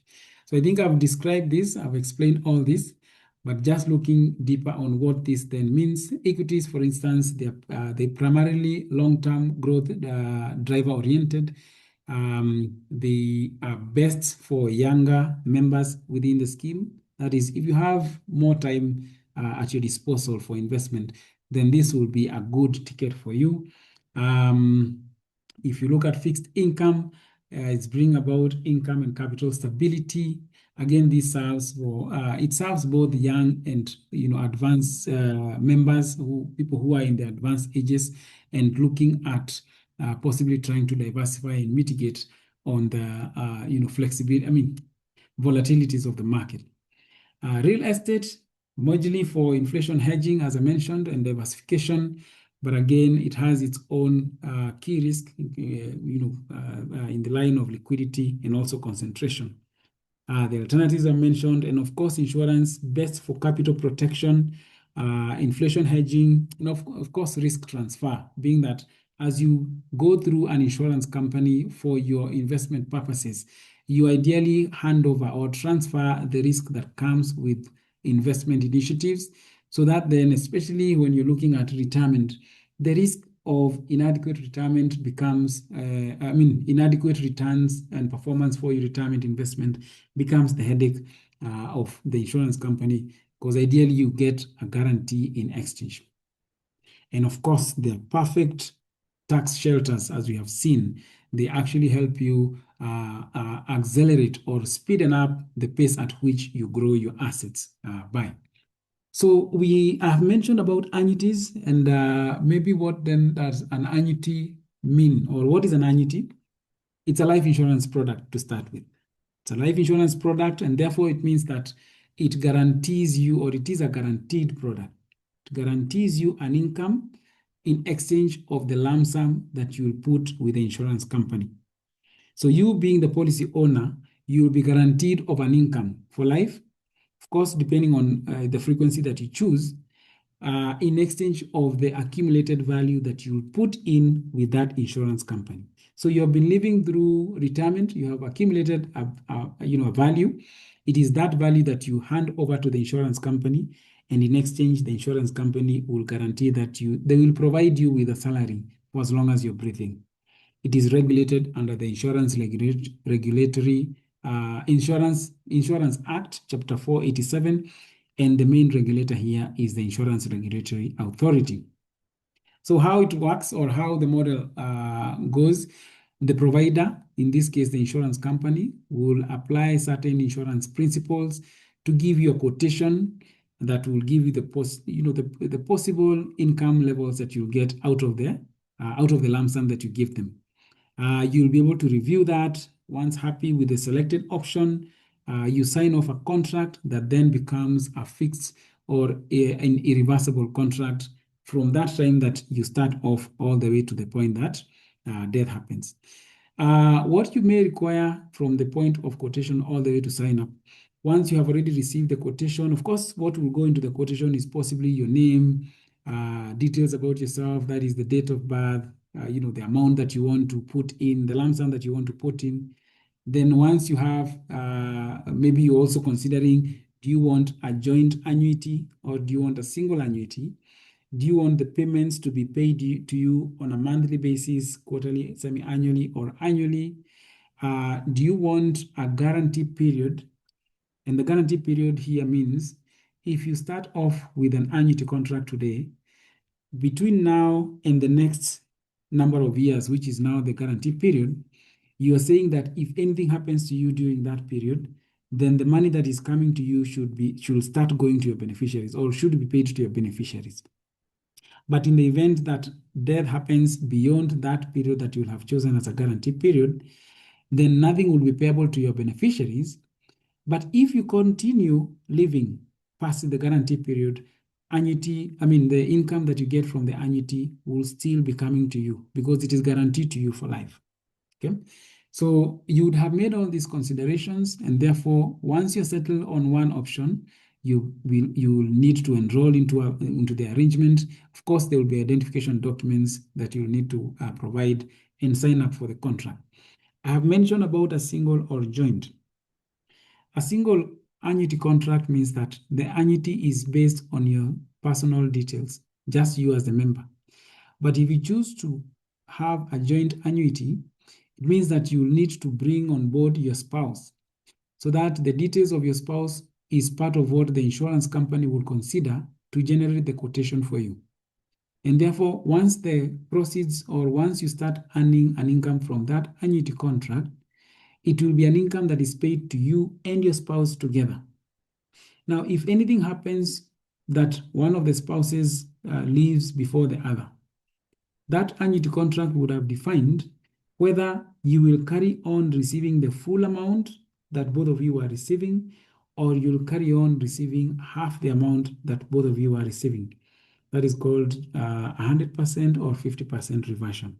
All those are choices that you actually get to make at the point that you're signing off into the contract. Okay. The annuity is a contract that exists for life for you. So you are guaranteed of an income from the annuity for life. You have an option to escalate the amount that you get out of an annuity. That is called an escalating annuity. So it means that if you start off with an annuity income today, and let me use absolute figures so that is easier. If you have 10 million bob, you give 10 million bob to the insurance company, and the insurance company starts paying you 100K per month. It means that if you have an escalating annuity, and say you have chosen maybe 5% escalation, the 100,000 will be increased by 5% to become the new monthly payment for next year. And that new monthly payment will be escalated by 5% in the subsequent year. That means that you could potentially be able to mitigate against inflationary erosion over the years of your retirement if you actually choose an escalating annuity arrangement. Otherwise, you could also continue with a fixed annuity. That means that it will never change. The monthly income will never change, but you run the risk of the inflationary erosion during your years in retirement. Of course, the annuity contract remains fixed for the term that you have selected or for the period that you shall remain to receive an income from the annuity contract. You can have more than one annuity contract because you cannot be able to add new funds into an existing annuity contract, but you can have more than one annuity contract, and an annuity may not be transferable from one provider to the other. All right, so you cannot start an annuity today and maybe 2, 3, 5 years down the line, you'd like it to be offered by another provider. That may not be possible.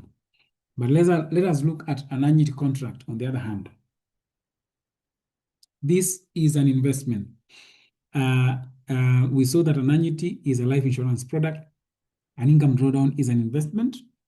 It is an alternative to the annuity contract, all right? And it is regulated under the Retirement Benefits Income Drawdown Regulations of 2023. So it falls under the regulatory ambit of the Retirement Benefits Authority. It provides an income similar to the annuity. It's just that this income would be a bit flexible, and you'll be able to see how that plays out. How you go about setting up an income drawdown contract. You will get a projection by the provider. In this case, that will be either an insurance company or a fund management company. They give you a projection of, in exchange of your lump sum investment, how much would you be able to be taking out of the investment, and what is the minimum contract period? What is the amount that you have been able to take out during the minimum contract period? Then once you have evaluated that, you settle on a level of deduction. And that is a level of how much you are able to draw out of that investment, but the investment continues to be invested during the period that you're taking out the funds out of the investment. So to sign up, you will possibly need the details about your about the amount that you want to invest, your date of birth, just like it would have been in the annuity arrangement. There will be a pre-sale document that you'll have to sign as a member.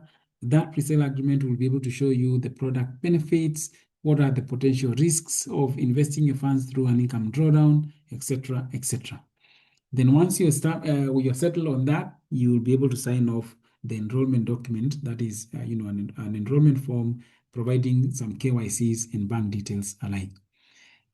Of course, as I mentioned, the policy document will give you certain key disclosures, including the key features, key risks, and all that. So it is very similar to the annuity enrollment process, just that in this case, you don't have a quotation, you actually have a projection to work with.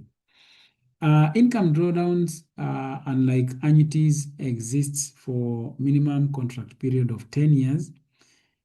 So in which case you can be able to have an income drawdown for the first 10 years, After that, you can choose to extend it for a further 10 years.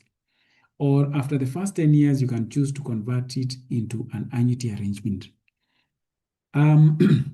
As you take out money from an income drawdown contract, the law does not allow you to take out more than 12% of the balance of that contract at any given time. So that is the maximum amount of fund that you can draw out of your income drawdown contract at any given time. You are allowed to be able to adjust how much you take out of an income drawdown at any time. Of course, that will be done on a yearly basis, so that if the first year you are taking out 100,000 out of your investment, the next year you could say, I would like to take out 150, or I would like to take out just 50,000. So you can be able to flex around how much you take out of your income drawdown contract. As I mentioned, at the end of the first term, which is the 10 years, you can be able to take out everything that remains as a balance, or convert it into another 10-year period income drawdown arrangement, or convert it into an annuity arrangement. Remember, the retirement laws allows you to have both an annuity and income drawdown contract at the same time. So if, for example, you have retired, you have 10 million, you can decide that 5 million will go to an income drawdown arrangement and 5 million will go to an annuity arrangement. The beauty about an income drawdown is that you can transfer from one provider to the other. So this gives you flexibility, and it gives you options, so that if possibly the performance of the income drawdown with one provider is not doing very well for the first 5 years, then you can choose, I would like to have it offered or managed by another provider who would possibly give you a higher performance or better returns. So transfers in income drawdowns are actually allowed. Finally, on the last section, this is on the NSSF Tier 2. I will quickly go through this, because largely this most of the times affects organizations or companies, because ideally it's companies that go through the contracting out. But we also need to have information about what NSSF is all about. Some brief background. As I mentioned earlier, NSSF was enacted back in 1965 through an act of parliament, and therefore it established the provident scheme that members would then subscribe to. It was later amended in 1987 to transform from just a department in government into a fully autonomous established state corporation. In 1988, we then saw the introduction of Board of Trustees, of which had representations from government, the workers, the employers. That's why you find even entities like FKE are actually part of the boards. They're actually part of the trustees in the NSSF board. It initially existed for a lump sum payment to the members when they get to retirement, but as we have seen lately, it has been changed. And that initial NSSF provided that members will contribute a maximum of 5% of their salary, capped at a certain absolute amount. The initial absolute capping was 80 shillings, which has been transitioned over the years to up to 200 shillings. So that 200 shillings was the last absolute amount that every one of us was contributing to NSSF. Then we saw the reforms that came about in 2013 that introduced the NSSF pension scheme that we now have today, and also introduced the new rates of deduction, the 6% employee and 6% employer. But when we review and we reflect on why was the reforms necessary and was it really necessary, you find that to an extent, it actually came to benefit us more than be a pain point like it has now become. NSSF initially was capped at a maximum of 200 shillings as a rate of contribution. And when you would project how much that would transition as far as a sustainable amount that you can live on, it was really proving to be inadequate to be able to sustain anyone through retirement. So the introduction of the new rates and the higher levels of deduction was in a way trying to force people to actually save for their retirement at a higher level than they were before. Of course, you see that the initial fund was only applicable to employment people in employment, the old Provident Fund. But with the reformed arrangement, you find that even those organizations that were not covered in NSSF are now by law mandated to actually subscribe to NSSF and remit NSSF deductions. But also it opened up to people within the voluntary segment, that is people in business, people in self-employment, etc. You find that the last contribution adjustment was actually last done in the year 2001. That's when we had an increase from the 160 shillings per month to 200.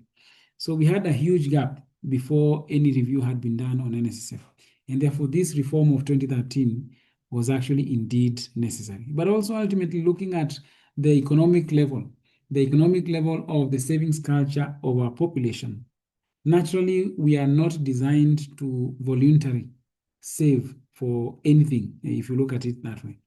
And therefore, this NSF was in a way trying to induce a savings culture into this economy. We have seen other economies really become successful in as far as their savings culture and their savings rate is concerned. If you look at economies such as Japan, Chile, the Netherlands, those people have very high rates of savings as a population or as an economy. And it has also transitioned to their poverty levels in old age. They have those levels at a very minimum level. And of course, old age dependency becomes at a very low levels, levels or as low as 12% compared to a level of about 73%, I think, in our country. So all these reforms were in a way geared towards a good and a better outcome for all of us individually, but also as an economy. So this is just the reform journey, the journey that the NSF reform has taken. As I said, the last reform was, the last adjustment to contributions happened in 2001 when we had the 200 shillings introduction. Then we have seen the 2013 amendment that brought about the new rates, or the new deduction rates, the 6%. But that then was followed with a series of activities within the retirement benefits market. In 2014, we saw that introduction challenge in the Employment and Labor Relations Court, which then ruled in 2022 that the NSF Act establishment, the NSF Act of 2013 establishment, was indeed unconstitutional. But people did not stop at that. People went back to court to challenge that. And the Court of Appeal in 2023 ruled that the ELRC court indeed did not have jurisdiction over that matter to start with.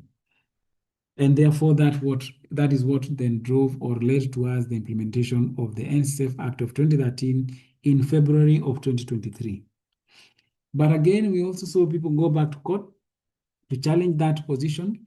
And I think in 2024, we saw the Supreme Court again come back to mention that the ELRC indeed actually had jurisdiction over that matter. But it is the implication and interpretation of that ruling that has then landed us to where we are, where we see that the mandatory and statutory deductions still continue happening. The necessary subsequent activities as far as contracting out and NSSF Tier 2 is concerned still continue to take place.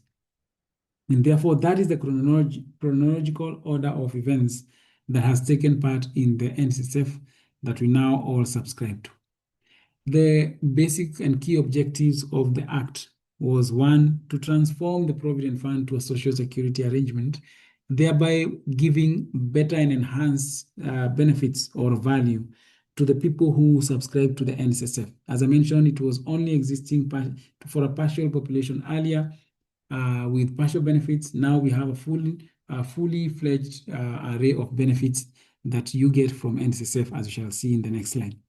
It was also meant to increase the benefits adequacy. As I said, if you project how much you're able to get out of the NSF deductions currently, it arrives at a decent amount that can help you go through retirement compared to the 200 shillings that we were deducting going towards NSSF.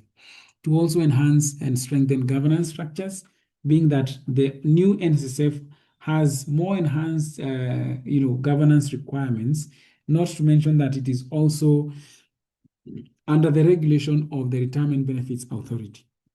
And of course, to increase membership, because now everyone who is an employee in this country by law is required to be contributing to the NSSF. And therefore, there is more membership, and not just from the employment sector, but also the voluntary self-employed sector. And of course, to provide to support private sector by way of allowing the private sector to receive Tier 2 contributions for management.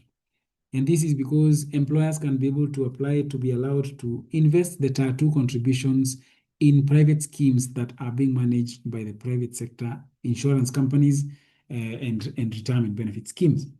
So this is just what the law has defined, who an employee is defined to be, who an employer is defined to be, and what a contract is defined to be. And when you look at these descriptions, it has really gone and spread out what is covered as far as who qualifies to be a participant of the NSSF. In a way, it has really broadened up the participants of the NSSF, and hence the reason why we have seen the increased membership and also the increased level of contributions to the NSSF. These are the benefits that one stands to get, to benefit from out of the NSSF. The natural old age benefits, that is benefits out of retirement age, in which case any age above 50 is now recognized as a retirement age within NSSF. Then invalidity benefits, this is like ill health retirement, where you're able to get your funds because of incapacitation. Survivor benefits is death benefits, where if a member passes on, then their benefits will be payable to their dependents as per the nomination. Of course, the regular pension, once you get to retirement, you're able to now get a pension. As I said, NSSF now exists as a pension scheme compared to a provident fund. So now you transition into retirement and you get a pension payment out of the NSSF. And of course, there is a funeral grant that has also been embedded in the NSSF, as well as immigration benefits. This is just basically in the event that you move or transition to, you permanently relocate to another country, then you're able to access 100% of your benefits. Typical of any other retirement benefit schemes that you can get out of a retirement benefit scheme in the market. So I mentioned the 6% basis, that everyone who is now an employee in any company is required to have a deduction from their payslip at the rate of 6%, and the employer matches that. That 6% is applied on what is called pensionable earnings, and it has been capped at a maximum which is defined in multiples of the national average earnings. The national average earnings here is what was the national average earnings in 2013. We are expecting that to change once we have gone through the full cycle of the escalation, which is up to the 5th year, in which case the government will be able to define what then becomes the national average earning. What is comprising that will be all fixed emoluments, that is the salaries that you get plus allowances, excluding those allowances that will be fluctuating. Okay, so and of course it will be two-tiered in a way that out of the calculations of how much you pay to NSSF, there will be a Tier 1 component and a Tier 2 component. And the Tier 1 component comes as a result of the lower earning limit, which is part of the consideration or the structure that the NSSF Act has defined. So you find that we are now in the first year of implementation, which is 2023-24, the lower earning limit was defined as 6,000. And the upper earning limit, which was 50% of the national average earning, was defined as 18,000. So 6% of 6,000 would then become the Tier 1 contribution for an employee. And 6% of the difference between 18,000 and 6,000 is what would become the Tier 2 of an employee's contribution. So this graduated scale is what we have been using over the years, and now we are on the 4th year, where the lower earning limit is 9,000 And therefore, the Tier 1 contribution for a member is 6% of 9,000, and Tier 2 is 6% of the difference between 108,000 and 9,000 for everyone who earns above 108,000. Otherwise, if you earn below 108,000, then your Tier 2 would be made up of the difference between your total salary and 9,000 as the lower earning limit. So let us look at an example of someone who earns 150,000, just to put it into perspective. In the first year, this person was making a total contribution to NSSF of 1,080 shillings, in which case Tier 1 was 360 and Tier 2 was 720. 360 comes from 6% of 6,000, 720 comes from the 6% of the difference. In the second year, this person was making a total contribution of 2,160, in which case Tier 1 was 420 and Tier 2 was 1,740. So 420 comes from 6% of 7,000. 1,740 comes from 6% of the difference between 36,000 and 7,000, and that is 29,000. In the third year, that person was making a maximum of 4,320.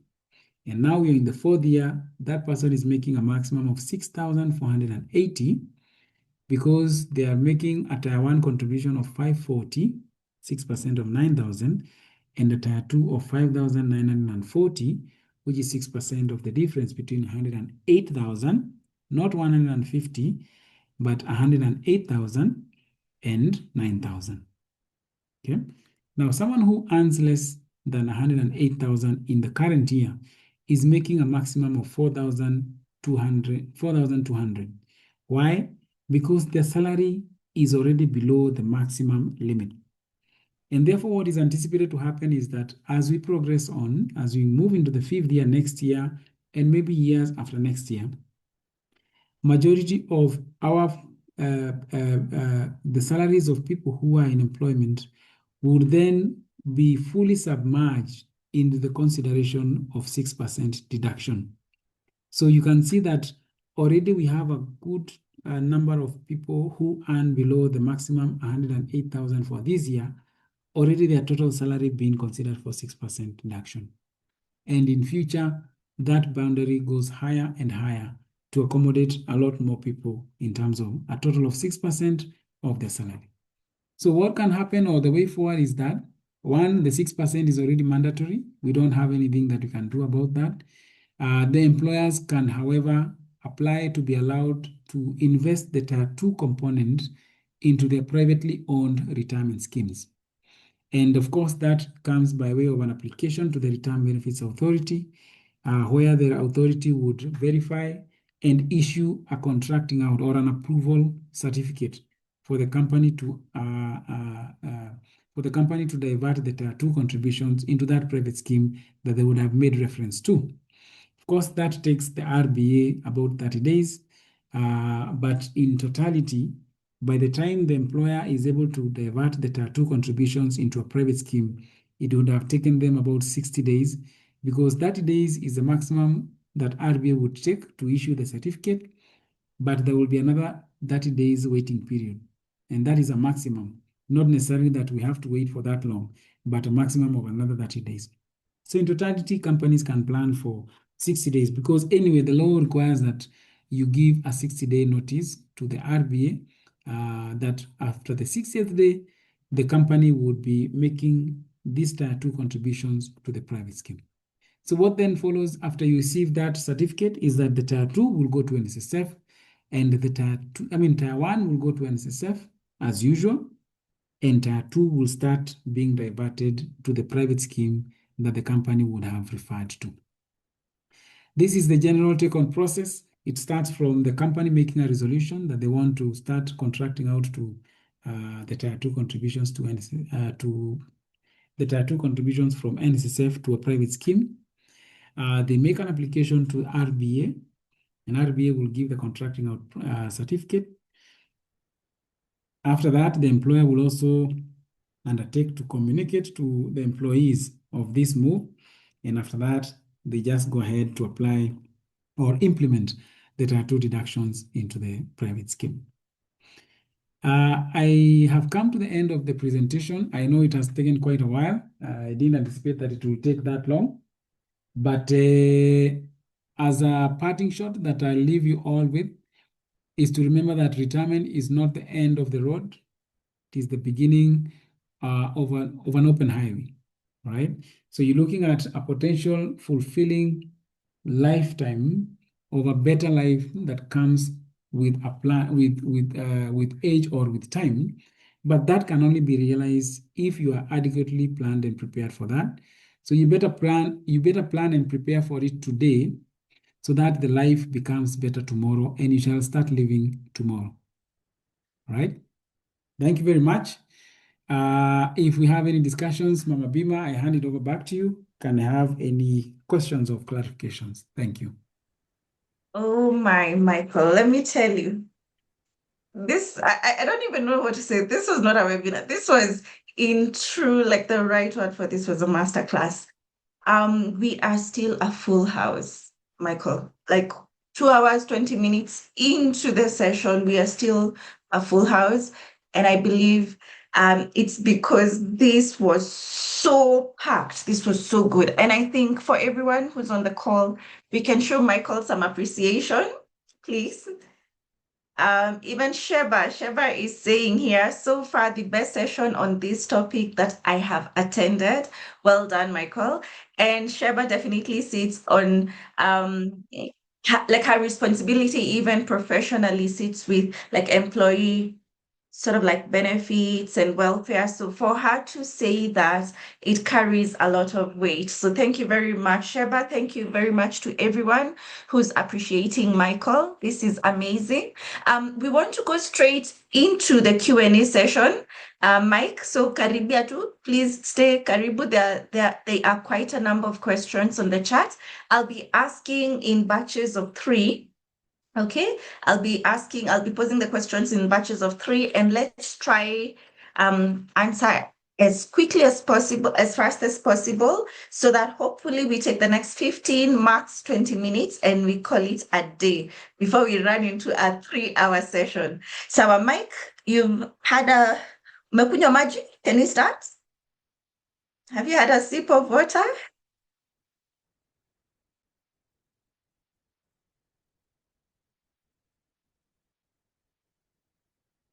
In case you're speaking, you are muted.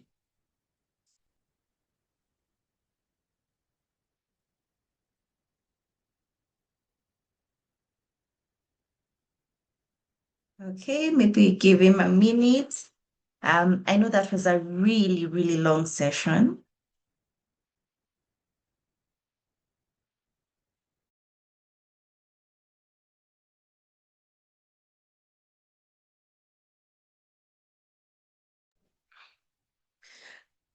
Okay, so which one was our first question? I believe it was from Catherine.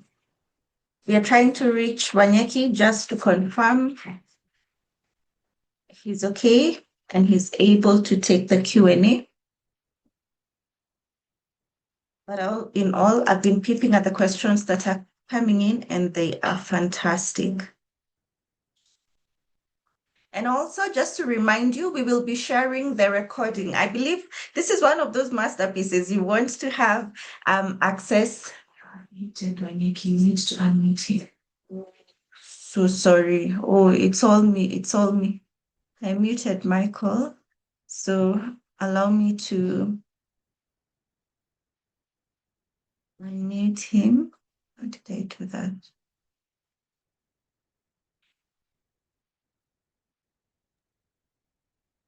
I am so sorry, Wanyeki. Well, I do not know what I pressed. As I told you, I still always felt like a rookie when it comes to Zoom. But nowadays, I improve. All right, Okay? all right. Now Yes. I'm So good. Michael, yes. everyone is really glad with the session we just had. And I was just informing all participants that we shall be sharing the recording for this session. So that when you have time, just go through it again. Please share it with your friends, with your colleagues, with family. We said we are the generation that is changing. Those statistics that we were seeing there, where I believe only 12% in 2021, only 12% of retirees in Kenya were financially independent, while 88% were still dependent on their families. Those are the statistics where we are saying, as a mom, I do not want to transfer that burden to my family in my golden years. Okay. And it just starts from structuring our retirement strategy. Okay. So, anyway, Mike, let's get started. I'm not sure why it keeps muting you. This is Yes, something is happening. So maybe, yes. all right, I let had us. yes, just I need not sure why, because I didn't even touch the screen at Okay, not a all. problem. Let us just Okay. carry on and monitor how it goes. No problem. Yes, yes. Okay, so the first question is this one is coming from Catherine Michael. Why are you advocating to rent a house in our old age? Okay. Yeah, Why? that also has me looking at it like, okay, fine. And then there's also, and probably some of this you already touched on them in the presentation, but you could still touch on a little bit more. Michael, please explain how pension funds are set up as trust funds, okay, or as a trust. Then Naosha is also asking for freelancers with inconsistent income, what's the best retirement plan structure? We could take those three, then take up the next ones, Mike. Okay. Uh, Let me start with the first one. I can see Catherine was quite keen on that. I think it's an approach that I've always, depending on the perspective and depending on where you are in terms of where you are financially. Now, assuming you have funds and you have built a decent amount of fund, and you have arrived at retirement and you have this huge fund, 20, 30 million, 40 million, 50 million, and most you haven't you haven't quite put up a house for yourself, but you still want to live in this gated community in Runda, in your Rundas, your Lavington, your Kileleshwa, or wherever it is. Um, One of the ways to achieve that is to just go straight and buy the house there, right? Buy the house, cost you several millions. That is a chunk of your hard-earned retirement funds.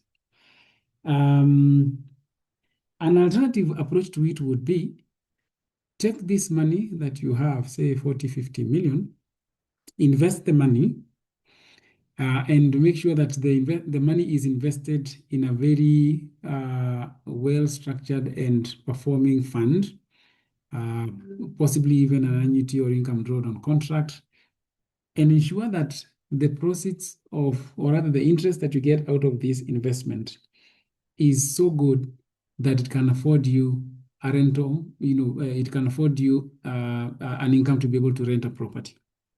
Now you find that some of these properties, the rent you pay per month could potentially be in the region of about maybe 200,000 or thereabout. Now, it will be easy for you to manage a rental property, or rather, it will be easy for you to deal within a rental property than to own the property because of the other costs and commitments that comes with an owned property, assuming that this property you want to own it with the principal that you very need to depend on.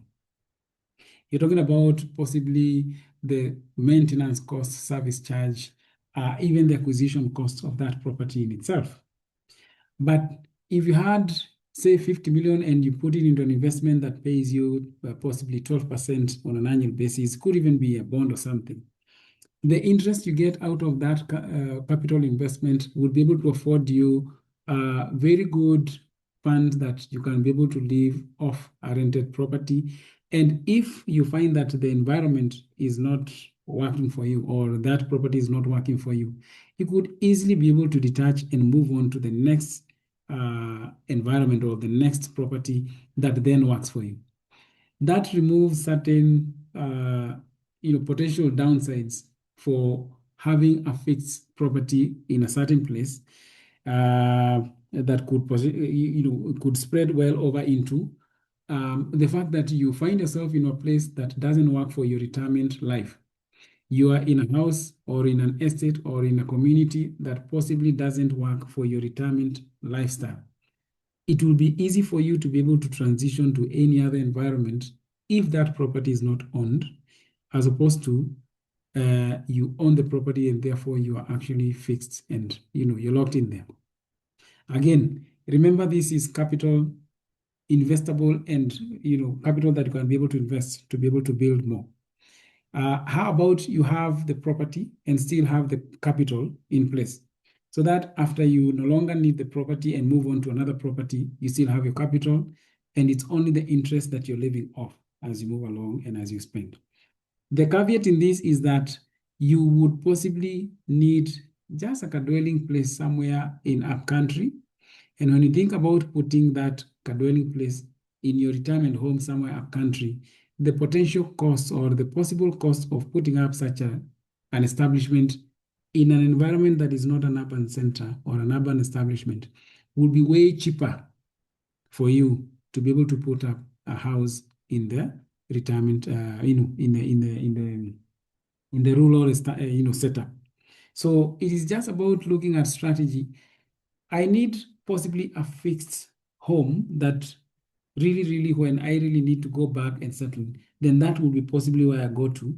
But if you need to stay within the urban center, maybe buying may end up taking away a lot of your accumulated funds over the years, and possibly then think about how about I rent it out for a short period of time, and when I am no longer in need or I no longer am able to live within that urban dwelling center or urban dwelling environment, I can move to any other environment that fits within my retirement lifestyle, and ultimately move back possibly to my smaller dwelling unit in the rural setup, but still remain with my capital because I will not have depleted my capital investment. So those are the dynamics or the levels at which you then judge whether or not, but there is also those small considerations, the caveats that you need to put into consideration, like the one I've mentioned. You still need, maybe, do you already have a home? Do you already have a home that you have already established? And this home may not have been built with anticipation of retirement, and therefore it may not work for your retirement, lifestyle.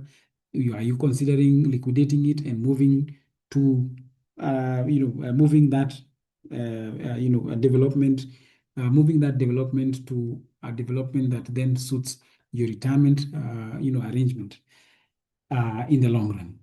All right. So that was the approach upon which I would consider having a rented property for retirement, as opposed to actually using your retirement fund for acquisition of that property.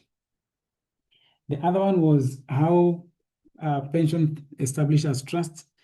The rules of establishing a pension scheme is that the scheme, the documents that the documents that establish the scheme, the trust deed and rules document, required to pronounce it as a trust, an irrevocable trust, and therefore the key components that fit into a trust fund will still be the same components that then fit within a retirement scheme. For example, when money comes into the retirement account, a member's retirement account, be it from the member's contributions or the sponsor, in this case, this is the employer, that money becomes an entitlement of the member, and the member has autonomy of decision making as to who benefits from that money in the event of death. Now, the trustees will then strictly follow those instructions that the member give as who benefits from their funds in the event of death. And when you look at how the trust fund or how a trust fund will be established, is exactly the similar manner as to how this retirement scheme would, the irrevocable trust within the retirement scheme is established.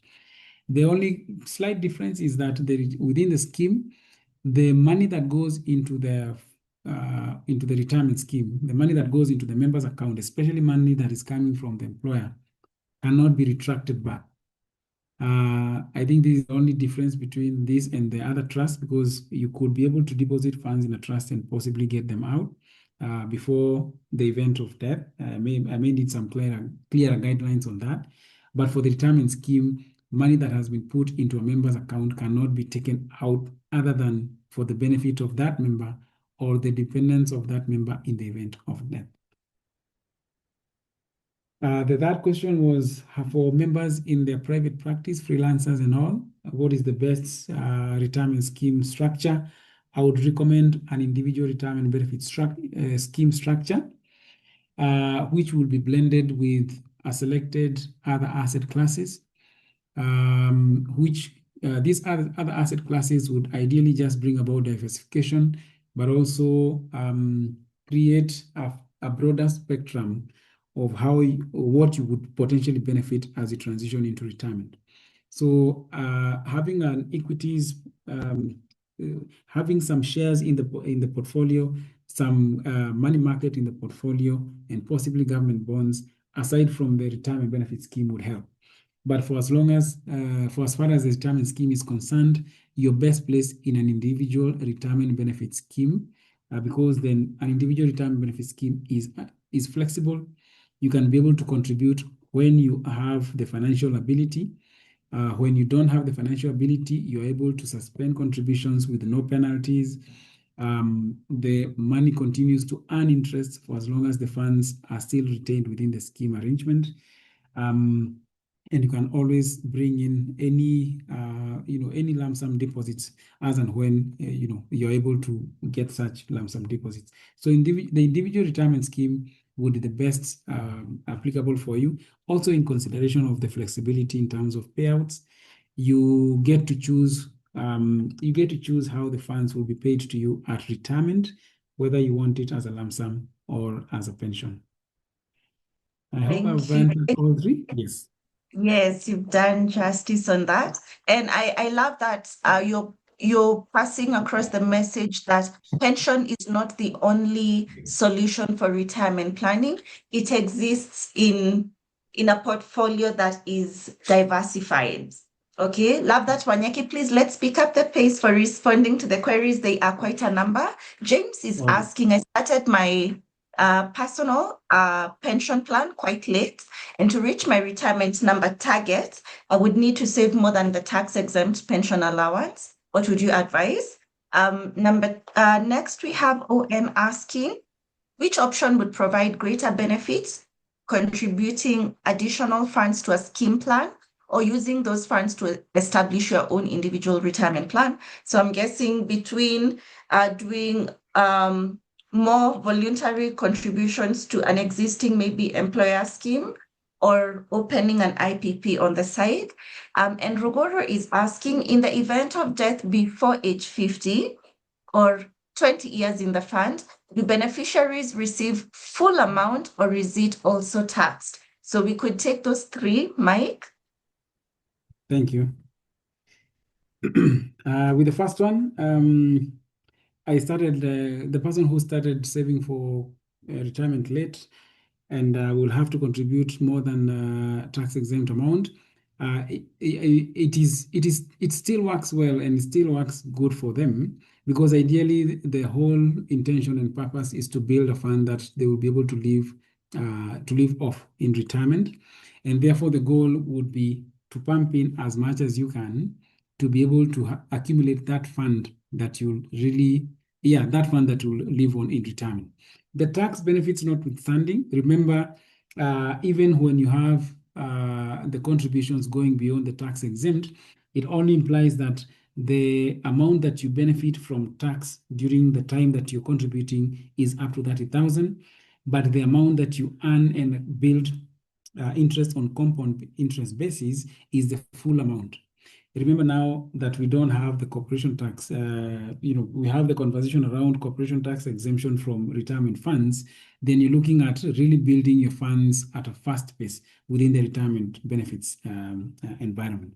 So it's not all lost. You can still contribute more than the tax exempt level, because ideally you're looking at the goal being to build a bigger fund within the short time that you have. Whether to do IPP or AVC, I would say maybe do the IPP, because the IPP gives you flexibility and autonomy of decision making over your investment account. When you are doing an AVC within an employer's fund, and then you are also tied to the rules and regulations on the employer-based scheme. So if the scheme requires that you can only access your funds at a certain age, above age 50, then even that which you're putting as AVC will also be affected by those rules and regulations. But when you're in an IPP, then it's a bit flexible. But again, as I keep saying, that shouldn't be what motivates you. Accessibility should not be what motivates you to put money in an alternative arrangement. It should ideally be the essence that you can be able to make a decision to move it from one investment provider to the other at an individual level, as opposed to being tied up to the company's decision-making process. Then the final one is death before 50 or 20 years age. Do you receive the full benefits or are they taxed? The answer is that the beneficiaries will receive the full benefits, one. But as far as taxation is concerned, they will be treated as though the funds are being paid to the member. So death benefits are treated as though they are being paid to the deceased person. It's just that the recipients are the beneficiaries. There was a controversy around that, I think last year, when there was I think it was one of the circulars from the finance bill that death benefits were actually going to be subject to taxation. We sought clarification from the regulator on that, and now it is clarified that the way it was being treated earlier, that death benefits was treated as though they were being paid to the deceased person, is the same way they will be treated when they are being processed to the dependents. So tax exemption applies to the tax exemption will also benefit beneficiaries of people whose funds are accessed at an age above 50 years. Thank you. Thank you very much, Wanyeki. We are proceeding well. The next question is from Linda Nganga.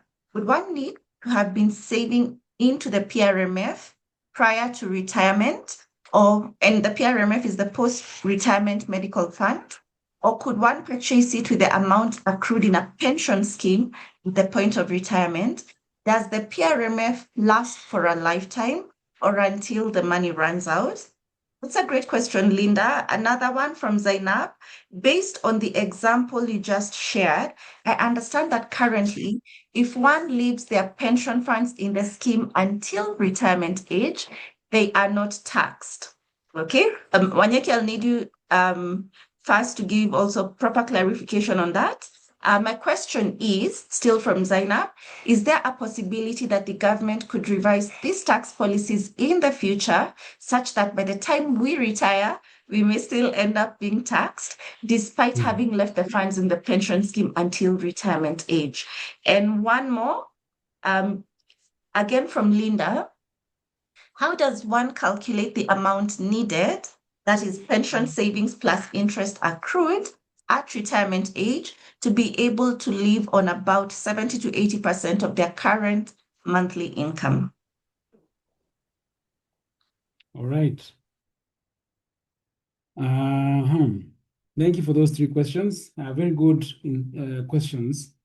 They're very good questions, Shalene. Maybe I can start with the last one, because I ran the risk of forgetting what the question was. And the question is that how can one be able to accurately decide or determine how much they will need as an income post-retirement to be able to get to the replacement rate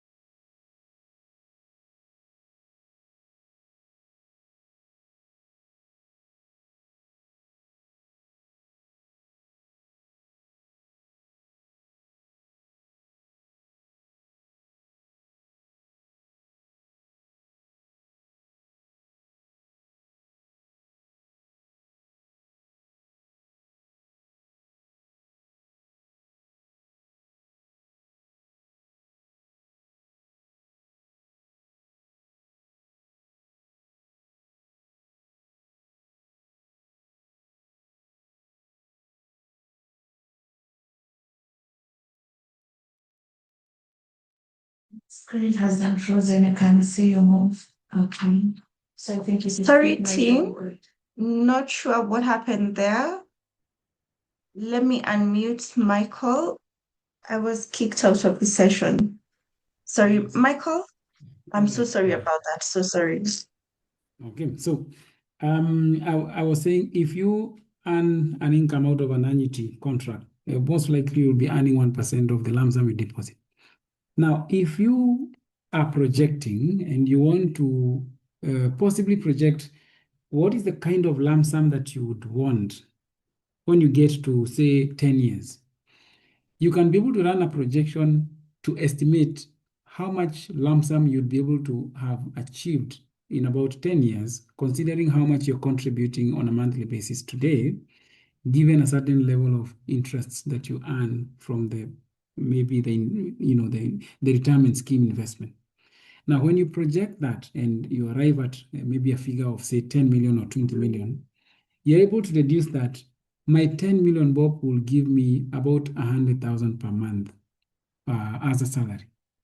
Now, in the same breath, if you're in employment, you could potentially project if your employer or if your employment grows your income at the rate of, say, 5%, 6%, 7 or 10, your salary would potentially grow to a certain level as your final salary in your last year of service.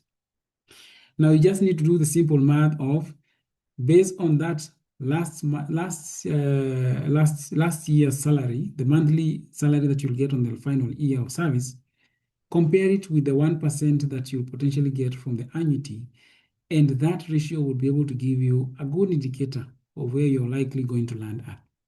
Therefore, it is upon you to work back and see, do you need to shift the level of contributions today upwards or retain it at where it is?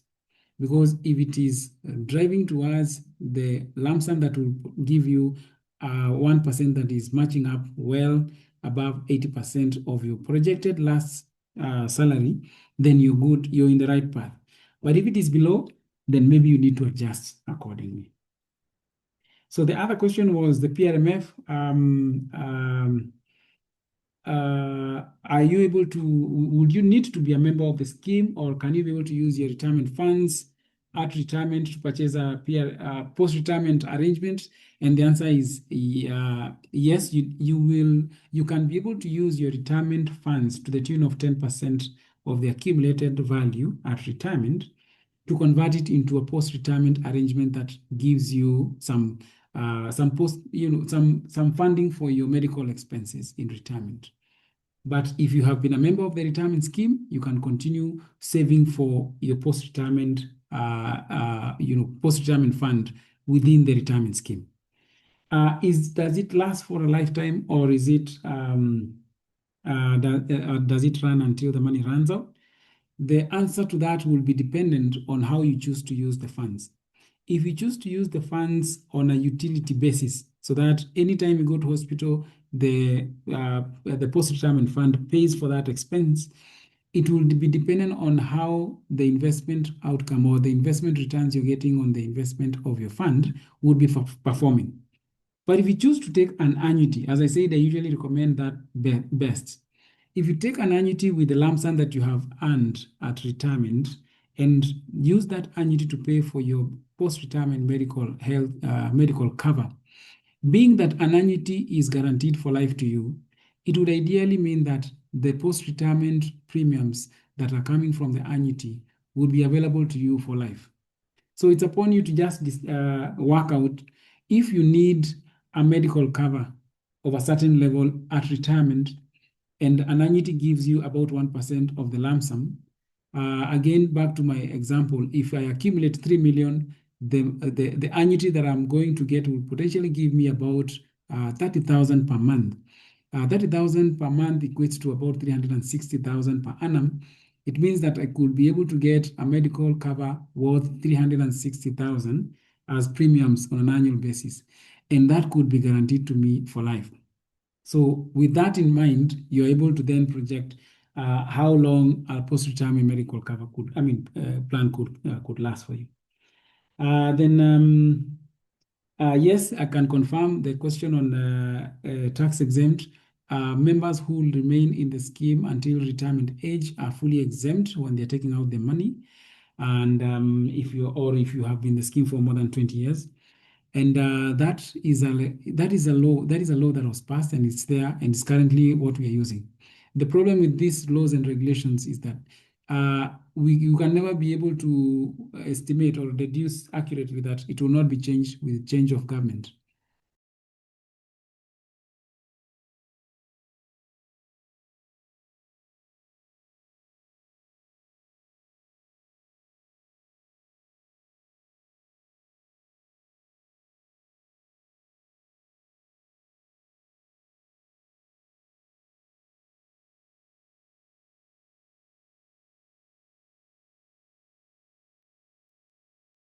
Hello? Yes. So I was just concluding and saying we can never be too sure that with change of government that the laws will not change, but we use what we have for now and work with it and hope that the government that comes in, even progressively, will still remain committed to the retirement costs. Yeah. Thank you, Michael. Vanessa is asking, seeing as time is king, does it make sense to push a lump sum from other savings or investments to compensate for the lost time from starting later in life? That is now in regards to being on an IPP. Should she be moving a lump sum from another investment vehicle? Then we have MM, who's asking, in case of annuities, what happens to the lump sum amount eventually? Okay.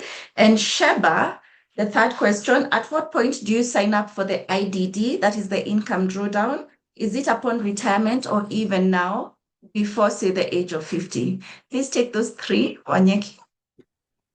Right. Yes, it will help to inject a lump sum because every amount that comes into the retirement scheme goes into investment. And of course, what you're trying to look for as you're injecting the funds in the retirement scheme is to be able to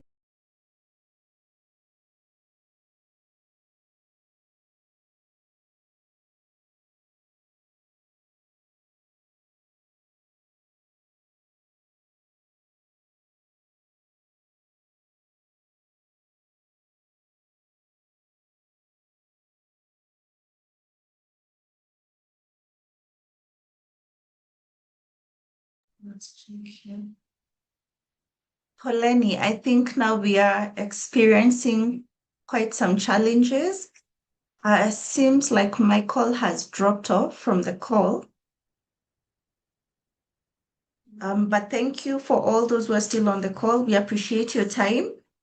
As we wait for him to come back. Yes, thank you. Okay, he's back. Yeah, and he's back with the right account now, though. Mike, you're back. Sorry, you dropped off. Let me see that you have the correct rights. I've seen you've joined back with the initial account, so we can make you a co-host. So hopefully we don't experience what's happened. Mike seems okay. It seems Michael has come back and dropped off again. Possibly, I don't know from where you're working. Even from the office, I'm experiencing. I think I've experienced 2 blackouts this morning. Yes, but Mike, I can see Michael is here. So I'm not sure if it's lights or it's net. Yes, I'm back, Shalene. Sorry, I don't know why we're having all these interruptions. But even on my end, sijui ni nini KPLC wanafanya huko. They're somewhere in the area. Okay, but thank you. Yes, please go on. And Mike, we are really now strained for time. So let's see if we can really speed up the Q&A.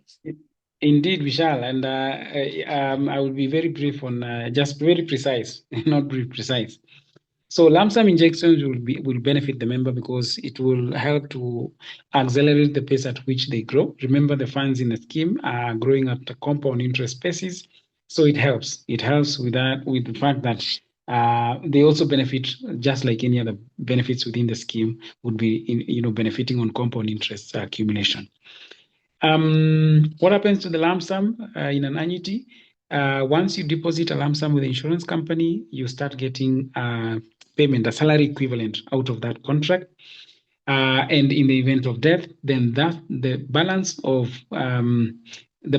for the period that you had selected as a guarantee period remains the period within which the beneficiaries will continue earning an income out of that annuity contract. Otherwise, the beneficiaries could say that they would like a lump sum equivalent, so that then the insurance company will work out the salary, the lump sum equivalent of the possible the installments that they would have continued paying the beneficiaries for the period that is remaining. So the money in an annuity is paid to the beneficiary dependent on if the guarantee period that had been selected is still within the member if the member passed on within the guarantee period. Then the sign up for IDD. The IDD you sign is a product for people above the age of 50. You cannot sign up for the IDD before age 50. That is by definition of the laws that govern the IDD. Right?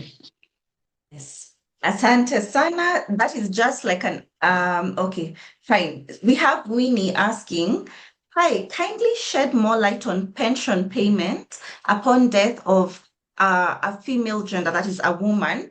I heard that it stops, and for male counterparts, the beneficiaries continue to receive the payments. So please demystify that for us. I feel like that is a myth, Wanyeki. Sheba is also asking, does it mean that people whose companies have not opted out to tier 2 are losing out? Okay, that is question 2.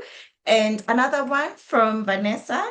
What can I do if my employer doesn't want to switch to tier 2 to private, that is, doesn't want to switch their tier 2 to private sector, but I do? Okay. And Sheba added to that, she just asked, why would an employer not want to switch? Please take that for us, Wanyeki. Yeah, starting with the last one.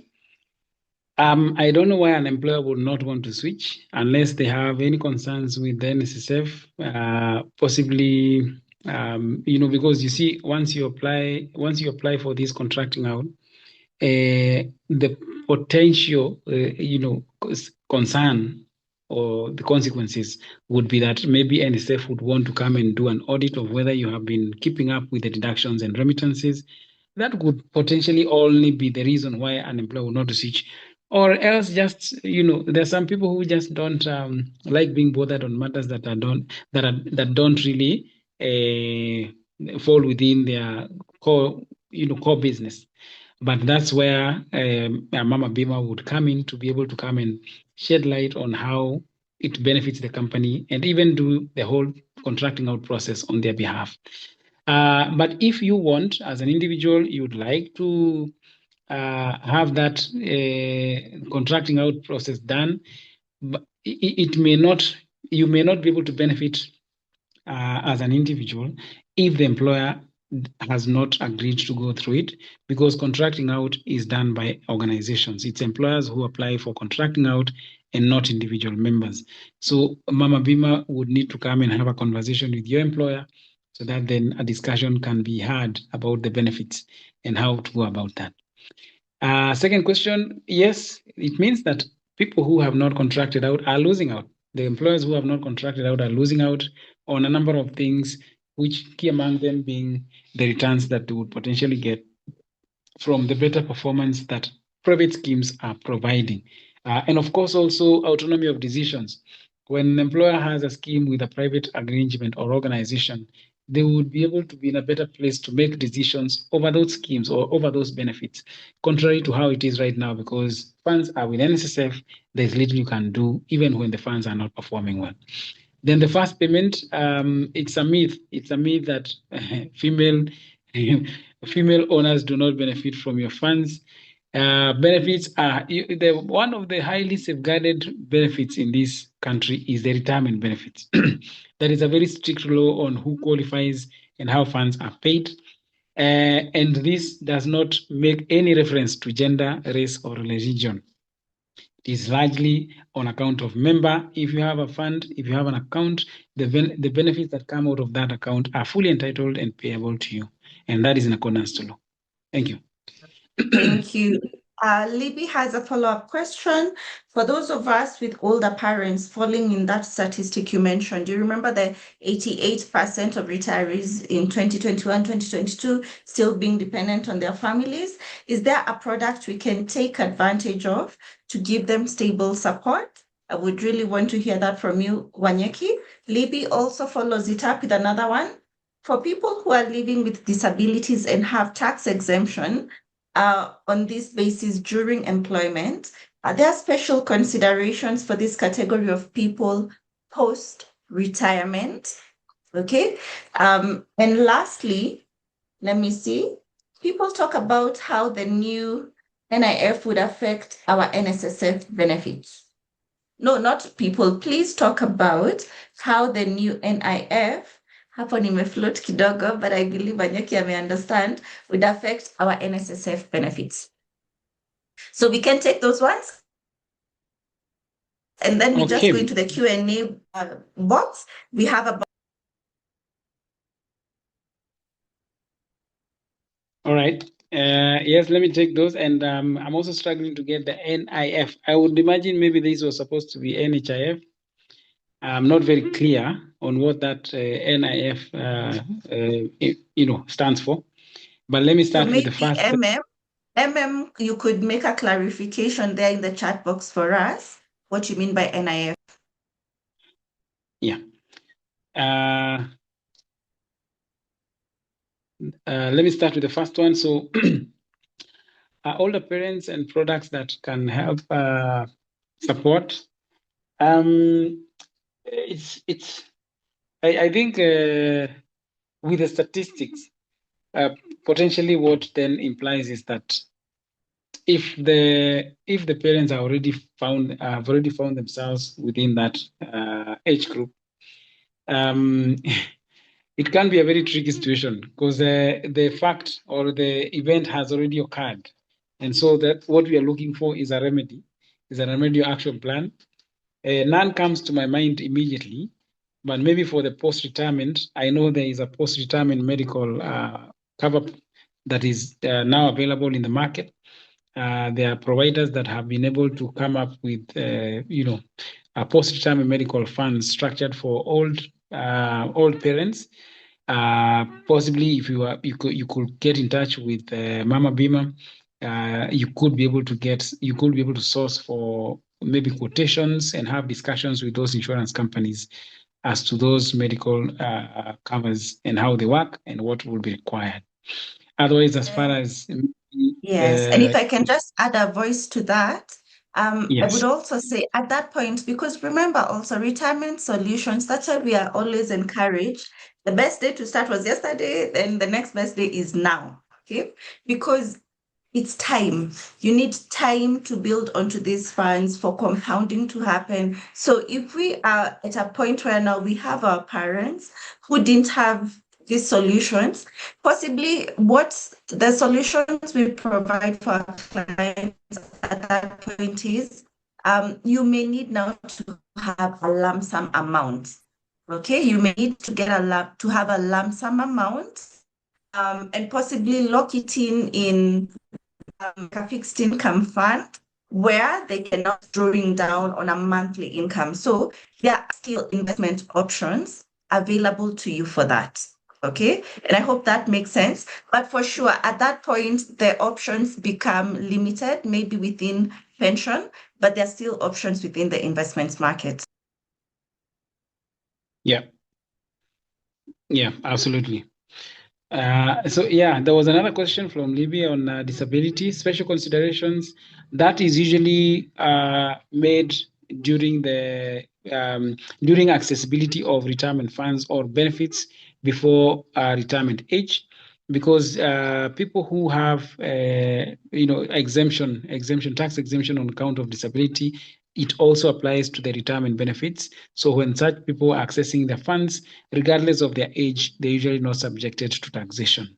Otherwise, past retirement, I think the treatment applies across board.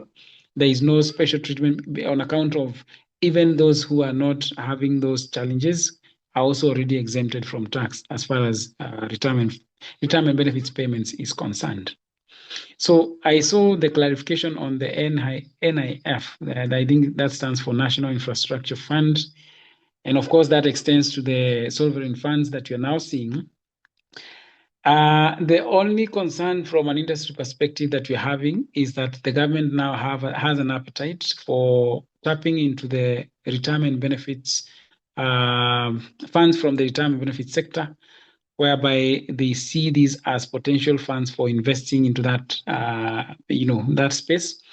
And the one that becomes easy to be able to manipulate and influence decision happens to be the NSSF. So what could potentially happen is that we may see NSSF being compelled to participate in these arrangements in the absence of possibly a proper framework that will be able to secure and protect members from any adversities that may come with that fund. But from the private sector, we have had certain consultative forums from Treasury, also through the RB and also the industry representative, the AKI, Retirement Benefits Committee, where we have had such discussions as to why the government needs to give assurance or surety of what happens then in the event of participation of retirement benefits funds in some of these private-public partnerships proposed by the government. And the National Infrastructure Fund happens to be one of them. So ideally, then NSSF would largely be the greatest to be hit and the most vulnerable as far as influence to participate in that environment is concerned. Thank you very much. So Wanyeki, maybe the next one, you may need a pen because I'll be going into the Q&A tab. But there's still one last one in the chat box by Hashil. Can we get an annuity if our parents are above 60? That is, if they're planning to buy an annuity for their parents who are 60 and above. Then we have a question from MM. Are NSSF benefits also treated the same as far as taxation is concerned? Tax exempt if a member for 20 plus years. Then question 3, the annuity income. In the case the couple divorces, what happens to the 50%? That is, if they were doing like a 50% reversionary, or even the 100% reversionary, if the couple divorces, what would happen? And let's also take yes. Okay, let's take just one more. No, let's take all questions, Wanyeki, right, so that after that we close. Is it possible to share these notes after the session? Yes, by the way, we shall share the notes. We shall even do the transcription for the Q&A session and share with you. From the team here, I think Wanyeki has responded so exhaustively and well. So yes, you will have the video for the recording, but we'll also do for you the Q&A transcription. Then lastly, the question is, what if in the case I have a plan of 10% of my salary and along the way I'm unable to proceed depositing like into the pension, do I lose the whole amount? Okay, fair question. And in the case where the company collapses with my retirement, how do I recollect myself? I'm guessing here she's talking from the point of the insurance company or the pension business that is managing these funds. If they were to collapse, then how do they recollect themselves? Please, Wanyeki, take those. All right, thank you. Can one get an annuity for parents above 60? Yes, the answer is yes. In fact, most of the times when I'm having this conversation of people who feel like they have this, what do you call it, budget of having to take care of their parents' expenditure, most of the time I advise just get an annuity for them and it will sort out things, because annuity is a guaranteed product and it ideally pulls off the burden of that financial burden into the insurance company's management, and therefore it will be a very easy a very easy arrangement where your parents actually get a payment on a monthly basis into their bank account, not necessarily having to involve you. So it will be one of the best ways to be able to deal with taking care of aging parents. And it even becomes better the more age they are, above age 60, the more you're potentially going to get as an equivalent monthly payment out of a lump sum. Yes, NSF is also treated in the same manner as tax incentive. Actually, NSF is actually accorded much more tax incentive. Anything that is being deducted from your salary as NSSF is first of all exempted from tax. And when it's invested, it's also exempted from taxation, the withholding tax on investment income. And when you get to take it out, it will also be exempt from taxation at the point that you're taking out as a benefit. So the same tax treatment also applies to NSSF. In the case of divorce, what happens to the joint annuity arrangement? Now, the payment from the insurance company will still go through to the to the couple's custodial account or to the couple's bank. How or what happens after that fact is something that you as the owner of the account would need to go through a divorce proceedings. So it is not something that then affects the source of the income. It is when the income is already received, how do you distribute it or who gets what, that you would have to deal with through other divorce proceedings, but not because the insurance company is already obligated to pay that amount to the bank account that has been designated in the contract that you sign off as a joint income, as a joint annuity arrangement. Contributions into the scheme, you don't lose anything that goes into the scheme. Whether you have the financial capability, whether that capability becomes affected over time, anything that goes into the scheme remains entitled and invested on your behalf, until when you shall be able to take it out. During this period that you're no longer able to continue to keep up with the contributions, the funds are retained in the scheme as deferred benefits. They continue earning interest, they continue being invested, and you shall pick up from where you left when your financial situation changes at a later date. In the event a company collapses, what happens is that the funds that are invested, especially funds that are invested through the insurance arrangement, the guaranteed fund arrangement that I was talking about, those are insured investment arrangements. So that money doesn't get affected by the collapse of the company, because the laws of this country requires that the insurance companies manage or maintain the assets of retirement benefit schemes in a separate custodial account, separate from the custodial account that holds the assets of the insurance company or that company that is providing you with the investment. So that in the event that that company collapses, then the fund that is attributed to the retirement benefits investment will remain afloat, and it is given on to the next provider through the intervention of the Retirement Benefits Authority. Yep. Thank you very much, Wanyeki. One last one. By any chance, is there a retirement benefit scheme for Muslims that is Sharia compliant? That is from Zainab. And Zainab, I always appreciate your voice in our sessions. Thank you for always showing up and staying to the very last end. But yes, Wanyeki, first take that. Wow, thank you very much. And Charlene, I would say this question comes at a very timely manner. It is one of the things that we are having as a discussion at the association, because traditionally we have not had this, largely because of the way the retirement schemes operate and how growth is realized. But it is a conversation already that has been had, and in days to come, you'll be able to see this being unveiled into the market. Yeah. Yes, na hayo ni maendeleo. Thank you so much, Wanyeki. Yani, this is where even as an innovation does not work here. Here we do Igwe for you. Igwe. Thank you very much.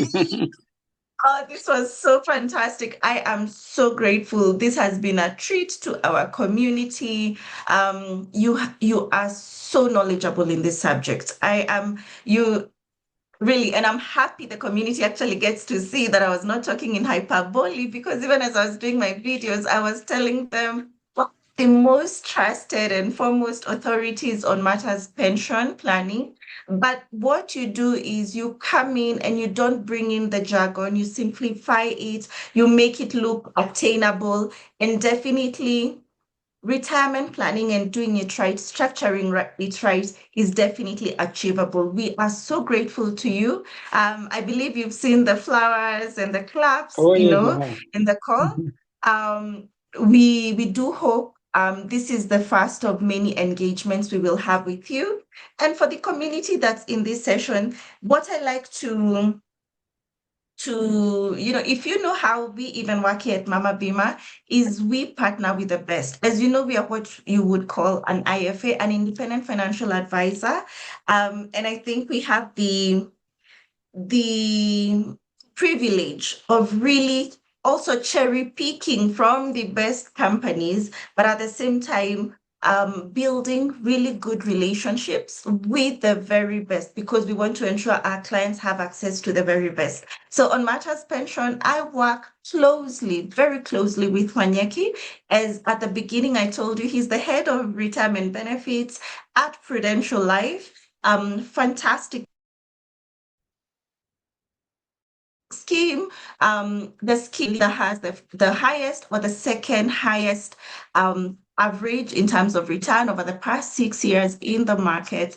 A really great brand, international, with an international heritage of 178 years. So also one of those brands that that even if I partner with this type of company for my retirement benefits, if they've already been there for 178 years, they'll probably be here for another 50 or so years, if that is if you're working with that, like retirement or life expectancy, that we saw that from 60, we are working with like 20 years more, right? So I'm truly grateful to you, Wanyeki. You have even surpassed our expectations as we came into this class. That is why we are here 3 hours, 15 minutes later. But beyond that, to everyone who made time for this call, you have invested in yourself. But it's one thing to be edified and to learn and learn and learn, and it's another thing to actually now action, okay, and put the theory into practice. So what I would request is, you have my email, you have my phone number, and I will put the office number down here, the email. That's one, Charlene at mamabima.com. If you feel that now you want us to restructure, and come up with a proper structure for your retirement planning, we are here to listen to you. As you know, imagine this was a free masterclass, guys, with all that knowledge. And you also know at Mama Bima, we do not put in a barrier to entry when it comes to consultations. So you get to sit with me. And even if you want me to look for Wanyeki and see if he's available and join our conversation, I always go out of my way to ensure my clients get what they need. So please, it's time we actually action this. If you're out there, you don't have, you've not yet started on your on your retirement planning journey, let's have that discovery call. Set up either your IPP. Let's sit down. Let's see from everything you've learned, what can we help you get started with? Also, if you're with an employer whom you feel, maybe they're not seeing the value of contracting out, call us. Let's engage them. Let us see if maybe we could answer the questions they may need clarification on, or quell maybe some of the fears they may be having around contracting the tier 2 contributions. But all in all, I am wishing you a lovely weekend. Thank you for the time that you've made to be with us up to the end of this session. And my call to you, I am truly, truly grateful. This was wonderful. I know I will also be watching it over and over again. And as we said, I will, in the course of next week, we'll do a transcription of the Q&A session, and we will also download this video, put it up on our YouTube page, and we shall share the link with you so that hopefully you can also spread it out like wildfire to your friends, to your communities, to your WhatsApp groups. this type of information should not sit with one person. Let's ensure that we create that ripple effect where as many people can learn from this. Nashukuru sana. I wish you a blessed Saturday. I wish you good health. I hope this has challenged you to ensure that in this coming new week, you're putting some action to your retirement planning. Have a blessed Saturday. Asanteni.